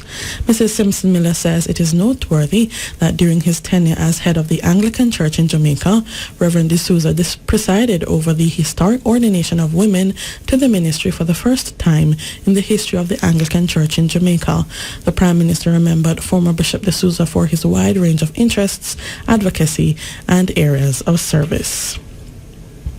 The Freeport Police Station in Montego Bay, St. James are seeking 2 men in connection with the abduction and murder of a teenager in the parish between Thursday afternoon and Friday morning. Dead is 19-year-old Anthony Dehaney, otherwise called Juba or Juvie, of Peaceview in Albion, also in St. James. Investigators say the 2 men being sought reportedly went to Adelphi on Thursday afternoon and kidnapped Dehaney. The family made a report to the Adelphi police. About 6 a.m. on Friday morning, the teen's body was discovered along a section of the roadway in Adelphi with gunshot wounds. The police say they are working on several leads. As part of intensified efforts this Yuletide season, the Pradial Larceny Prevention Unit conducted special operations in St. Elizabeth and Clarendon last week. Vehicular checkpoints were established and several vehicles that were transporting livestock and other agricultural produce were searched. The operations resulted in 2 persons being taken into custody for breaches of the Agricultural Produce Act and 1 for larceny of cattle. In addition, 12 heads of cattle were recovered in St. Elizabeth, and the unit is appealing to anyone whose cattle was stolen to contact the Black River Police at 965-2332, that's 965-2332, with the relevant documentation. In news overseas, voters in the Central African Republic are casting ballots today in a referendum on a new constitution as they seek an end to nearly 3 years of violence and division. The process was disrupted in several parts of the capital, where there were reports of gunfire and small clashes between opponents and supporters of the referendum. Some rebels have also threatened to disrupt the voting. The new constitution calls for creation of a Senate, limiting future presidents to 2 5-year terms in office, and safeguards for religious freedoms. The United Nations mission in the Central African Republic has been scrambling to make today's constitutional referendum a reality. Finally, a woman has won a seat on a municipal council for the first time in Saudi Arabia after the kingdom lifted its bar on women taking part in elections. Salma bint Hisab al-Otibi won a seat in Mecca province in yesterday's vote. Reports suggest that women have also won in several other regions of the country, including Jeddah and Qatif. The election was the first where women were allowed to vote and stand as candidates, and is being viewed as a landmark in the conservative kingdom. Saudi women still face many curbs in public life, including driving. At that time, I I didn't know Rodolph before him get shot because we used to buy bean and okra and coal from him. And him go to prison, and after him come back from prison, him couldn't burn coal again. But he sold us a little bean still. And he told us that he's not taking it like that. To what I understand, him want some people have fussed there. And from thenceforth now, police come involved and so on, and him get shot. We never take it for anything, still great, because we know that I just small talk Wednesday morning. When I got up, I heard some people talking that Rasta killed policeman. And my remarks is that everything done, them say a Rasta. That time, I was in the family in 9 months, expecting a baby at any time. Well, the Thursday morning, when I woke up in the before day, I hear them talking stronger and stronger and stronger. Thursday morning, around 4 o'clock, when the first jeep roll in gully, and when I prick, I see that it's soldiers and police. I get up and I hear them lick down a man's house and take him out, his name's son, and then beat him. My king man now, Henry Larson, I have to tie him up into a mattress and lean him up in the corner. I came out of the house now, and you know, I was busy up and down because I don't know what is going on up to the time. So till when I hear now that Barnett Street lock up is full of Rastas, all in the country, all on the sea, anywhere Rastas is, them go for them and them carry them in. Well, when I go to Barnett Street, I see them line them out like a cow. But you are pregnant and heavy. I couldn't stay to see the final of them. I have to come in because I know well then I have my man tied up in a mattress, and if he's in a little water, I have to come control it down. I think I'll get it to drink. He was in the mattress on Thursday to Friday, hiding from the police. Well, anyhow, I take in the Friday night, and I never have that child until Saturday night. Him have to go and look a little food, then he must still have it. Them harass him and charge him for disorderly conduct. Take him off on the bicycle and charge him for disorderly conduct. And him have to go pay £5. That it was more serious, it was more dreadful.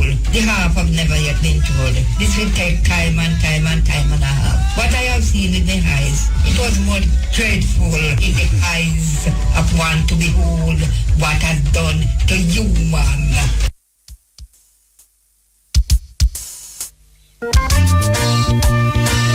Hey, tell us something. Do you?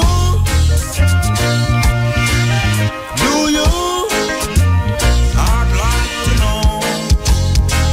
Do you remember Carol Garden incident? Yes, not you remember. Not you couldn't even walk against Babylon fence, no. Yes, not you remember. And we remember whether something happened 10,000 years ago or 10 years ago or 10 seconds ago. Professor Ivan Van Sertima tells us that it occupies the same space and time in our consciousness once we become aware of it.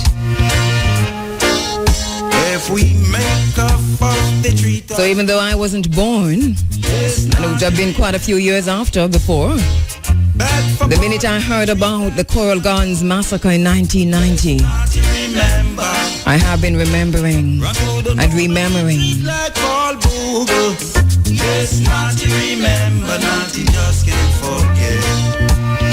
Gonna go to the phone line to speak with a public defender of Jamaica, Mrs. Arlene Harrison Henry. The public defender has published her report, an investigation into the April 1963 incident at Coral Gardens. The findings and recommendations are there. This is a high point, coming so many years after. Do you remember Carol Gardens? The Coral Gardens massacre took place in Jamaica in 1963. It is a stain on the consciousness and the conscience of the state that is Jamaica. There has been no apology from the state. There has been no reparation from the state. If anything, the state has thumbed its nose at Rastafari from 1963 till now regarding Coral Gardens. That thumbing started a long time ago. So the Office of the Public Defender publishing the report and an investigation into the April 1963 incident at Coral Gardens.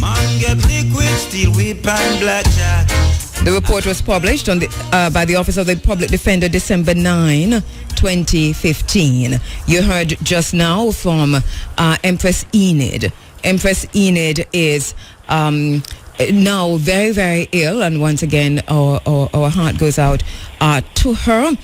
She spoke to me on this matter in 1991-92 thereabouts, and we just carried that clip. So we've been following this every single year around April with massive programming. We had a march in Halfway Tree with thousands of people in 2013, I think it was, calling for an apology, calling for justice from an unjust justice system. We've had 3 public defenders, all of whom I've interviewed in this space over time. And I was just getting to the point when I was saying to myself, no, not even from the public defender's office would we see any kind of justice for Rastafari. Well, here we are, 2015. An investigation into the April 1963 incident at Coral Gardens, published by the Office of the Public Defender. New Public Defender, Mrs. Arlene Harrison Henry. Mrs. Harrison Henry, good morning. Thank you so much for joining us in the Africa Forum. Let me say to you, Mrs. Harrison Henry, that I'm really touched by what you've done, and it is on an emotional level, totally unjournalistic. But when I saw this report, heard the call you made, I said to myself, I just a few weeks ago, I was reading another report that came out of your office under your watch regarding St. Hilda's High School. There's a whole different kind of attitude I see coming out of the Public Defender's Office, and it is not to taint anybody or anything, but it's kind of a proactive, and I must congratulate you on that. Thank you so much. All right, let me start with the report. The investigation. What was the process of the investigation? What was involved in this investigation? A great deal was involved. As you are aware from your preamble, this investigation started long before I came into office. Yes. When I came into office, I looked at it and felt that there was urgent need to complete it, and felt that there was a situation that occurred in 1963 that many Jamaicans, especially the younger Jamaicans, do not know about, and that there was a community of Rastafari who had not received any, I use the word justice broadly, coming out of it. So I went through the material, which consisted, and if you look at the report, you see we have a chapter called Methodology, Collection of Evidence, starting at page 7. Yes. Did you get, I sent you a copy of the report. Oh, I've read it. I've read it page to page. So I've seen that, the methodology. Right. Yes. So it was a matter of collecting evidence, collecting written statements. Yes. It was a matter of reviewing and reading varying material written by persons such as the late Professor Barry Chevans, going through old newspaper. There was we took some of the complaints on by tape and audiovisual means, and then at the end of it, so when I got into office, there was several statements and so on that I went through and compiled this report. And I think, you know, that I did, based on the material outlining our mandate, I came up, these are my findings. Yes. So if you look at the last page of methodology, it says this report therefore represents the culmination of an imperfect but nevertheless, very important process as a public defender is confident that it will contribute in some way by shedding light on what occurred at Coral Gardens April 11 and 12, 1963, and also help to repair the damage experienced by the Rastafarian community as a result of the occurrence known by the Rastafarian community as the Coral Gardens Massacre, Coral Gardens Atrocities, or simply Bad Friday. So when I got there, some of the certainly the written statements and audiovisuals were there, and I continued the research, and then came up with this report. Yes, and I noticed you also said in the methodology that there are, while all this information was gathered and evidence was collected, that there were persons who could have assisted with the investigation but declined to do so for various reasons. And that is correct. I don't know why that hit me. I was surprised at that. And some of the reasons you said, the fear and also condemnation and also lack of interest? Yes. Yes. Yes. All right, that's interesting. And of course, you can see that the material gathered is not only from the Rastafarian community, but from some police officers. Yes, I noticed who were involved at that time. Right. Because I think also, undoubtedly, we have to recognize that police officers, some of whom were killed, and some of whom have suffered permanent, harsh permanent disabilities. Yes, and one of that incident. Yes, and what I liked about the report too is the way everything is contextualized. I was talking this morning about this being a historical document in many ways, because it also gives, briefly though it is, but a really comprehensive look at Rastafari in Jamaica from the beginning. I mean, you go all the way back to 1913 to the ganja, the anti-ganja laws and so on, and then to take the process to take us through St. Thomas and Leonard Howell and so on, and look also at other atrocities briefly that happened back a wall and all of that. So there's a whole lot there in the report that finally led up to the findings and the recommendations. Contextualizing the testimonies. Yes. The testimonies are also there too, I noticed. Some of the testimonies. Absolutely. Yes. And I want to share with you that since making the report public, Leonard Howell's son, Monty Howell, has contacted me. I would have to. Pardon? I would have contacted you too, because after I read the report, because I went right there, but I interrupted. Go ahead. Yes. And as he spoke with me, you could hear the emotions. Yes.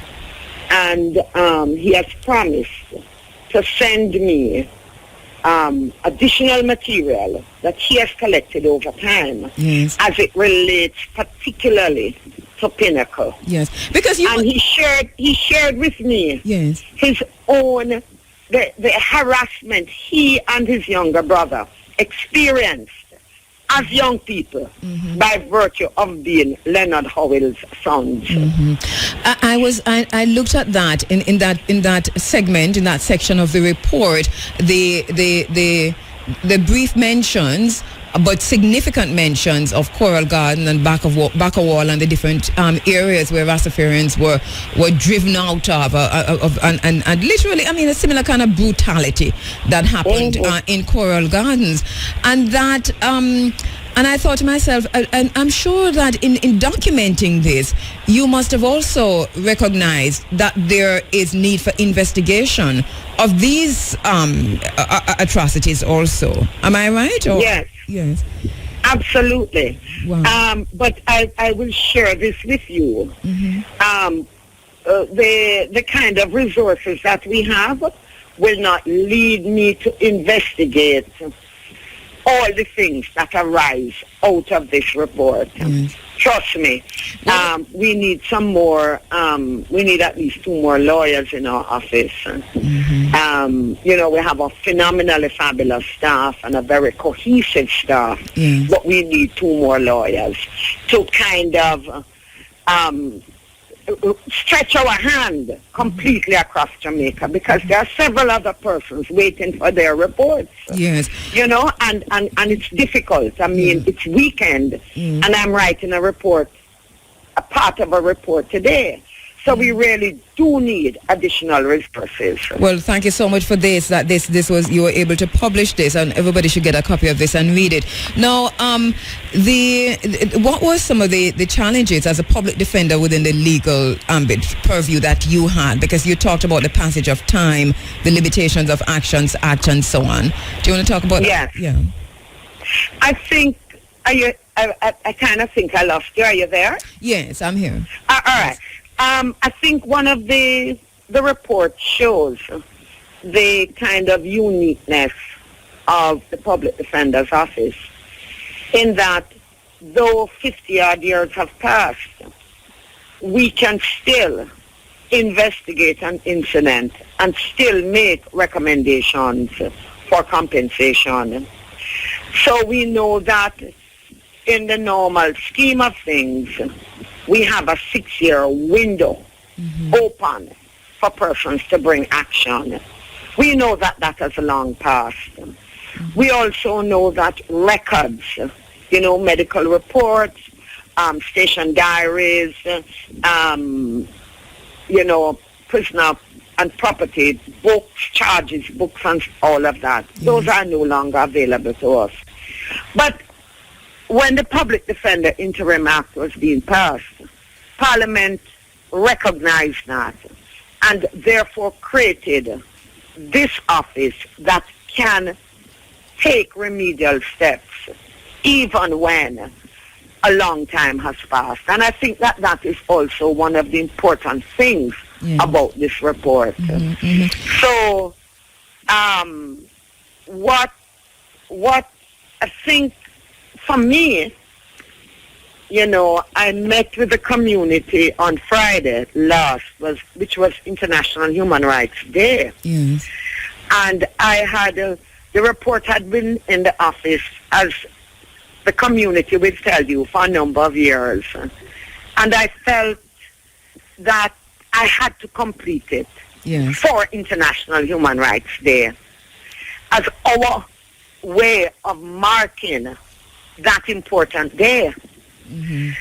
And actually, when I met with the community, I had been talking with them on the phone, one particularly representative, a man by the name of Ras Iker. But when I met with them, you could feel the hurt. The hurt still exists, and the stories of what occurred still exist. Of course. As we were saying earlier, that whether something happened 10,000 years ago, 10 years ago, or 10 seconds ago, once you become aware of it, it occupies the very same space and time in your consciousness. And I think this is the issue with the Coral Gardens massacre. Yes. It is alive. Yes. Right, I want to go to the findings in the interest of time, but I know you also had a bit of challenge, it would appear, with the unavailability of documents, records, medical reports, court documents, and so on. And what was the reason for that? Well, they're no longer in existence.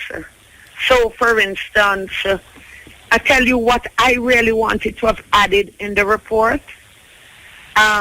Was the amount of persons who were imprisoned for possession of ganja by way of the mandatory 18-month imprisonment term, some of whom were also flogged. But those reports and records, which go back 50-odd years, are no longer available. Hospital records, after a 9-year period, are no longer available, in keeping with the Ministry of Health guidelines and so on. So that created a real challenge. And therefore, that is why that paragraph or chapter called the Legacy Amendment to Ganja Laws only speaks to the existence of cases on appeal that are reported in the Jamaica Law Reports, because we could not get that material from the prison institutions. It may yet be there, but They have not yet been located. But we wanted a fuller section on that. But I do believe that people recall that part of our history. There are many of our songs that come from that era. Yes. And I'm sure you know them. Yes, my friend, my good friend, me the street again. Tot song, what's your number? Yes. And so on. 46, So so it's there, and I don't know if we will ever find it. Oh, wow. But with good work with what you had, the findings, no, the two main findings, let's talk about them, and then to go to your recommendations. So what were your findings? My findings are some very simple findings, you know. Yes. I thought the material collated showed me without any doubt that Rastafari emerging on our landscapes from the 1930s, and the religion was subject, and those adherents were subject to discrimination, denigration, and scorn. It's you know, we have a way of treating a minority with harshness and discrimination. And when you read through the material, you will see how they were treated, subjected to imprisonment, subjected not only by the state, but by citizens too, as you will see. And it continues in many areas in our lives and in our national situation.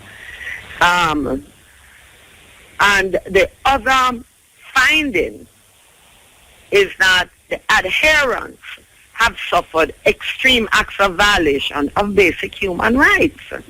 They were imprisoned. Some were even sent to Bellevue, you know. Yes. Because they were supposed to have been mad. And then the recommendations now. Yes. The first recommendation is that the state is to issue an apology.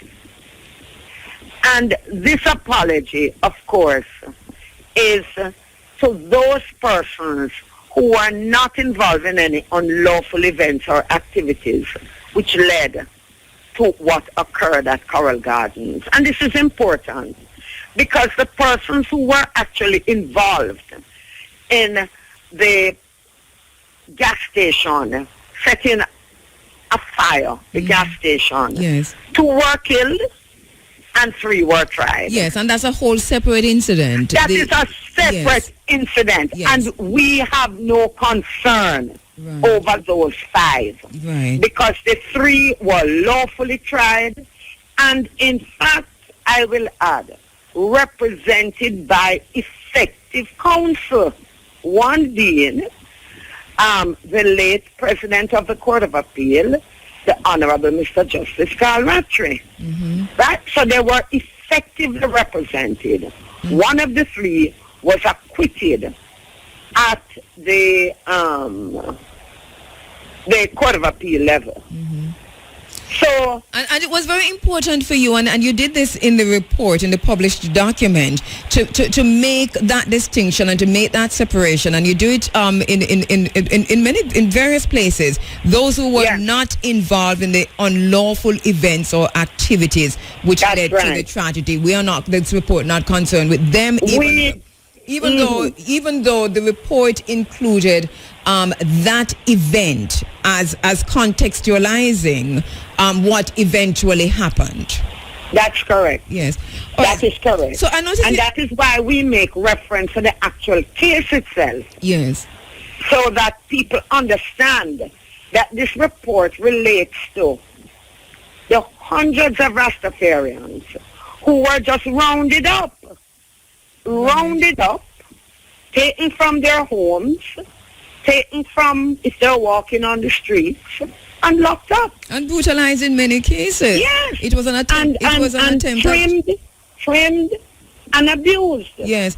So that's the first recommendation. All right. So and you said the use of appropriate language to apologize to those persons. Yes. And appropriate language meaning what?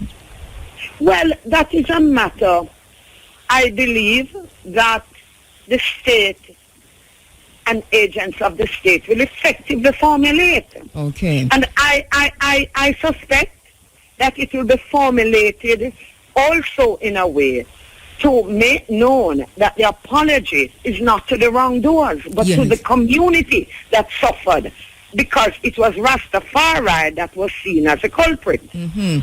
And the second recommendation speaks directly to the ministers of tourism and culture. Yes.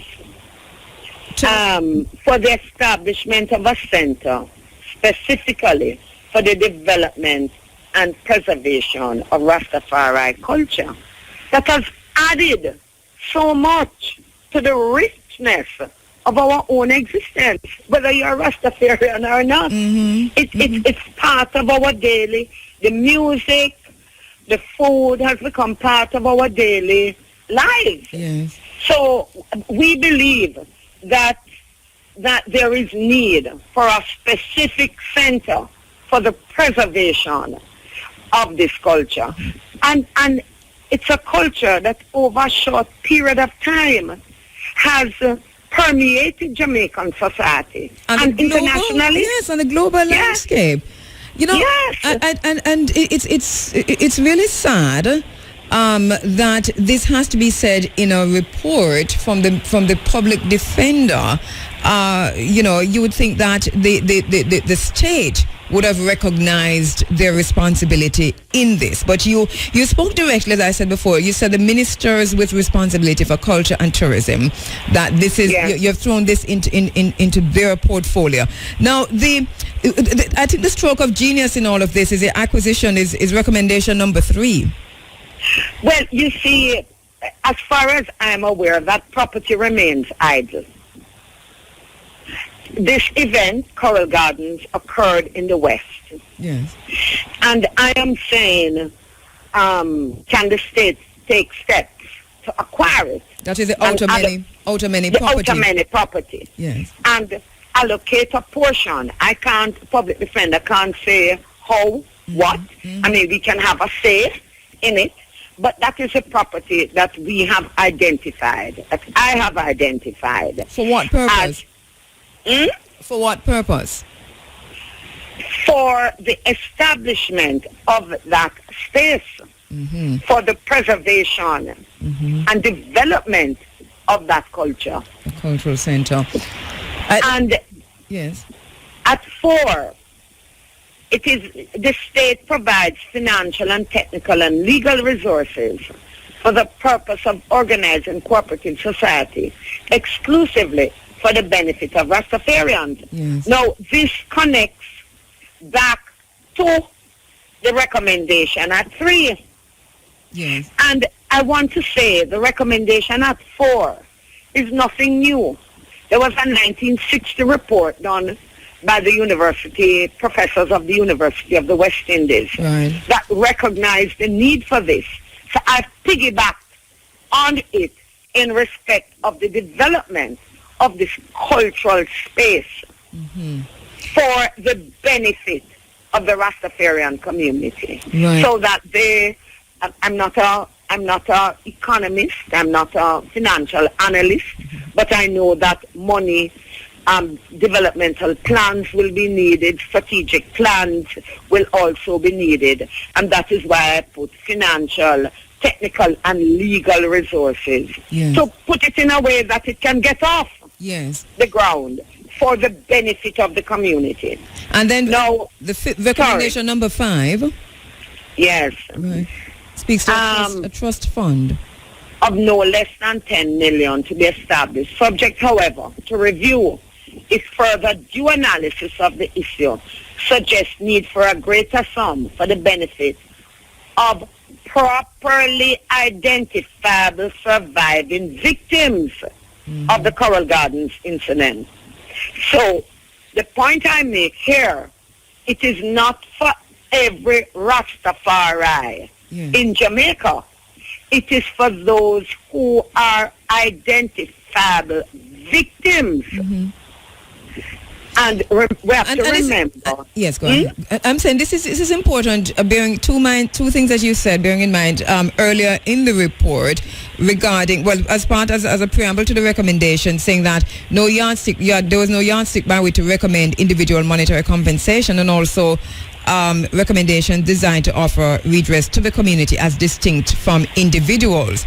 But the trust fund would be more specific to those individuals who survived and are still alive. And does that include their beneficiaries, their families, or? Well, you see, though the public defender has a remit to make these kinds of recommendations. Regrettably, I'm an attorney, and I can't completely ignore legal principles. I like the way you said that. Regrettably, you're an attorney. Yes, because you tend to understand legal principles, which you can't completely ignore in terms of how you assess damages or how you make compensation for a hurt and a wrong, because this report is intended to right a wrong done, I think, 53 years ago.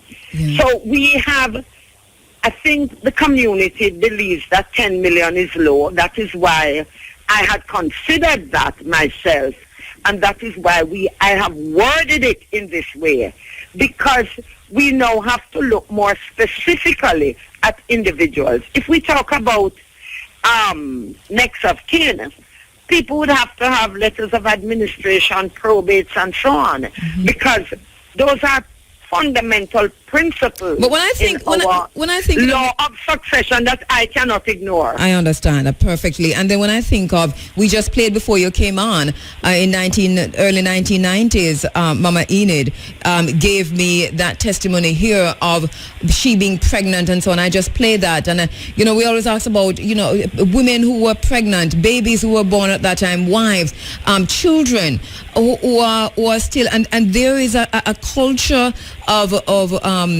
poverty, not because people want to remain in poverty, but that the incident at Coral Gardens and then all the others that you have mentioned in the report have cemented a segment of a society, granted you have poverty all over Jamaica, in a very low socioeconomic position, and then the state turned around and laugh at you for that. For me, if there's going to be redress, then reparations is what I always talk about. Then how do we do it? And the 10 million is a start, but I also agree it's a bit small. Yes. We have to, look, my position is that we have to start somewhere. Yes. And you notice that recommendation speaks to if further due analysis. So we have left that door open. We have left that door wide open. That is noted. But we're saying, let us start somewhere. And you've said also that this trust is to be managed by a board of trustee of persons with expertise in finance, law, and accounting, so that it is accounted for and persons are accountable. Absolutely. Yeah. Absolutely. And then the 6 recommendations, I think, in all. And then the final recommendation, let's talk about that, the granting of license. Yes, we believe that that the state considers granting of a license to the cooperative, right? Which we had referred to previously. Yes. Once established for the growing of ganja in order to supply institutions legitimately involved in scientific research on the plant, because we understand that this is afoot, and we understand that there is a policy for the identification of appropriate persons for the growing of the plant for research material, for research purposes. And when you look at the report, you will see that from the 1960s, there is discussion in Parliament about the establishment of a committee or a body to research the properties of this plant. And we're saying that the state should consider granting of a license to this group and to this cooperative once it is established for the growing of marijuana for the purpose of medical research or broadly scientific research. And the final one is to supply legitimate users, consumers locally and overseas, if and when commercial use becomes legalized. So that one is in the future. Yeah, and it makes a lot of sense. For me, I was just at the Cannabis Cup in Negril, and this was one of the blatant, glaring issues that had me in a tailspin. I haven't even given a report yet back to my audience or anybody of how I felt about what I saw, because my fear was that Rastafari would be so pushed out of this, and only the few who could drag down the rest of the group, of the community, would make it out of that barrel in terms of being part of the renaissance, so to speak, at the decriminalization of marijuana and what is to come. So that when I saw 0.6, I thought, brilliant, because it really does take care of that to some extent and address that fear that I had. Yes, and that is a concern that people would have, that, you know, this community ought never to be left out on that issue, ought never to be left out. Mrs. Harrison Henry, it is a brilliant. You have it. Yes, it's a brilliant. It's brilliant work that you have done. The report. Thank you so much. You know, when I finished reading the report, I was like, it done, because it was so easy to read. It was so engaging, and as you did in the St. Hilda's report, by making it so people centered and friendly, you really are a public defender, and this is no flattery.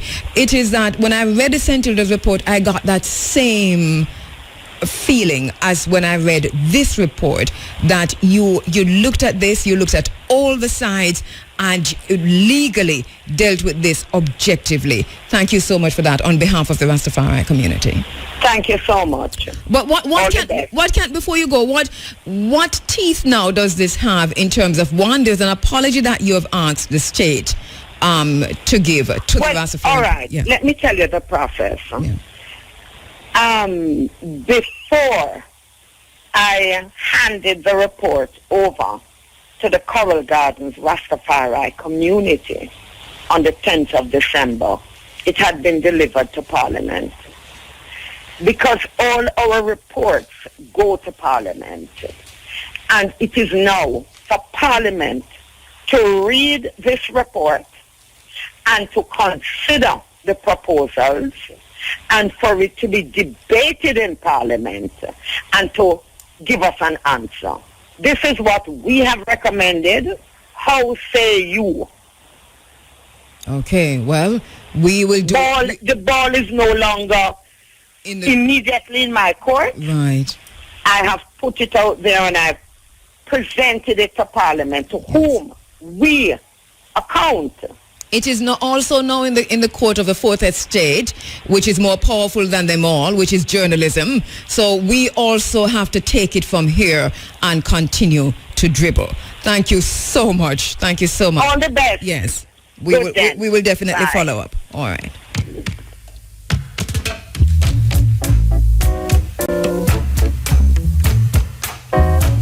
Public Defender there, Mrs. Arlene Harrison Henry. The report is available. We should all get it and read it. And let's not ignore what has happened here, because what has happened here since 1963 is significant. It is a moment in history that must not be ignored. We must also take up our responsibilities to ensure that Parliament doesn't drag its foot on this, that the apology is forthcoming. Let's see where this goes. Good work, Public Defender.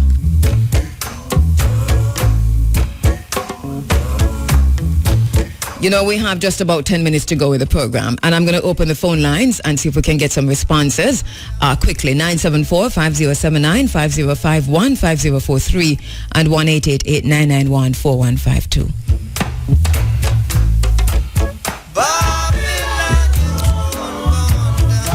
You know, last week we had the think tank 1966 in the studio, and they were actually heading out on the 10th of December, just the same as the date this report came out, to St. Thomas to unveil a plan for sustainable development within the Rastafarian community, beginning in St. Thomas as something that can be a self-sustaining village that could be replicated across the island. We want to talk to Garfield Horton, Hanif Horton, who was here. Just to quickly, sorry about that, Jody, just to quickly get from him what happened there, what was unveiled, and how do we move from, how do we go from here? We are in the midst of a war. The war to liberate our historical and cultural memory from the most vicious intellectual assault ever perpetrated on humankind. It is a war to free the African mind. Jacob H. Caruzas, we're in the midst of a war. The war to liberate our historical and cultural memory from the most vicious intellectual assault ever perpetrated on humankind. It is a war to free the African mind. All right, let's go to the phone lines quickly where Garfield Horton is standing by. Hanif, good morning. Good morning, Kabu. All right, I am doing well, if you two are well. Yes, we are. Okay. We give thanks for what you did, and the thing really turned out even a little better than we had hoped it would be. Oh, that's Rain was falling, but there was a crowd, and the presentation was accepted, received in the manner it was given. Okay, so where do we go from here in terms of the next step? Well, from here now we're fine-tuning the details. You know. All right, so this is Nicodia. This is Nicodia Horton. Yes, this is Nicodia. All right, Nicodia. Yeah. Trying to get the dates correct so we don't clash with anything else. Yes. Or with any other programs that are going on. Mm-hmm. So, but the next program that we have planned is to launch the Rasta Jubilee year. Yes, So we're going to launch a year-long program, but we have to, get the perfect date to do just that. All right. We're looking forward to that. What last time people were saying that we didn't give the contact numbers, we didn't give contacts for you. So as we go further in this, how can persons contact you? What do people need to do now? Well, to contact us, you can call us via our phones. You can contact us via email, which is the thinktank@gmail.com. So it's not the think tank 1966, just the thinktank@gmail.com. Okay, the thinktank 1966@gmail.com. Okay, so it's THETHINKTANK 1966@gmail.com. No, but it's easy to remember. That's the thing, once you get it.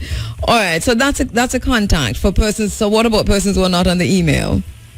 For those not on the email, you can get us via phone. You can call me at 419-5523. That's 419-5523. Yes. Mm-hmm.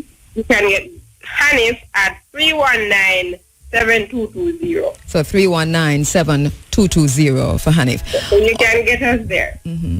All right, so Hanif, I heard you saying that the presentation, it's a symposium, and the presentation was well received. What were some of the main questions that were asked? What are some of the challenges that you're facing right now, if any? Okay, some of the questions are asked. For example, the legality. How are we going to ensure that this thing is set on a legally firm footing? Mm-hmm. Also, the question of funding. How would the funding be sought? Mm-hmm. Another question was the land, and how would the relationship between the landowners and the Bingy House, and mm-hmm. that formal arrangement, which would we see be the pilot for any future such arrangement. Mm-hmm. So these things are the questions that are asked. And these things are the things that we are now putting into our final documentation. Okay. And how soon do we expect to see the final documentation? Well, we are projecting a presentation in approximately 3 months' time, because it does to get it in the way. Because we want it to be, it's not going to be such that can go to any one of the international agencies which are involved with what we are doing with grant funding, So this doesn't have to be properly put together in all manners and all aspects, technically and all these things. All right. Okay, so we keep in touch on that. Thank you very much, Hanif Horton and Dakota Horton. Thank you so much. You're welcome. And thank you very much for what you have done. No problem. In the words of Jimi Hendrix, when the power of love overcomes the love of power, the world will know peace. It is thy name, thou hast set thy glory above the heavens. For out of the mouths of babes and sucklings art thou adding strength to still enemies and the avenger. With thy new name, O Jah Rastafari.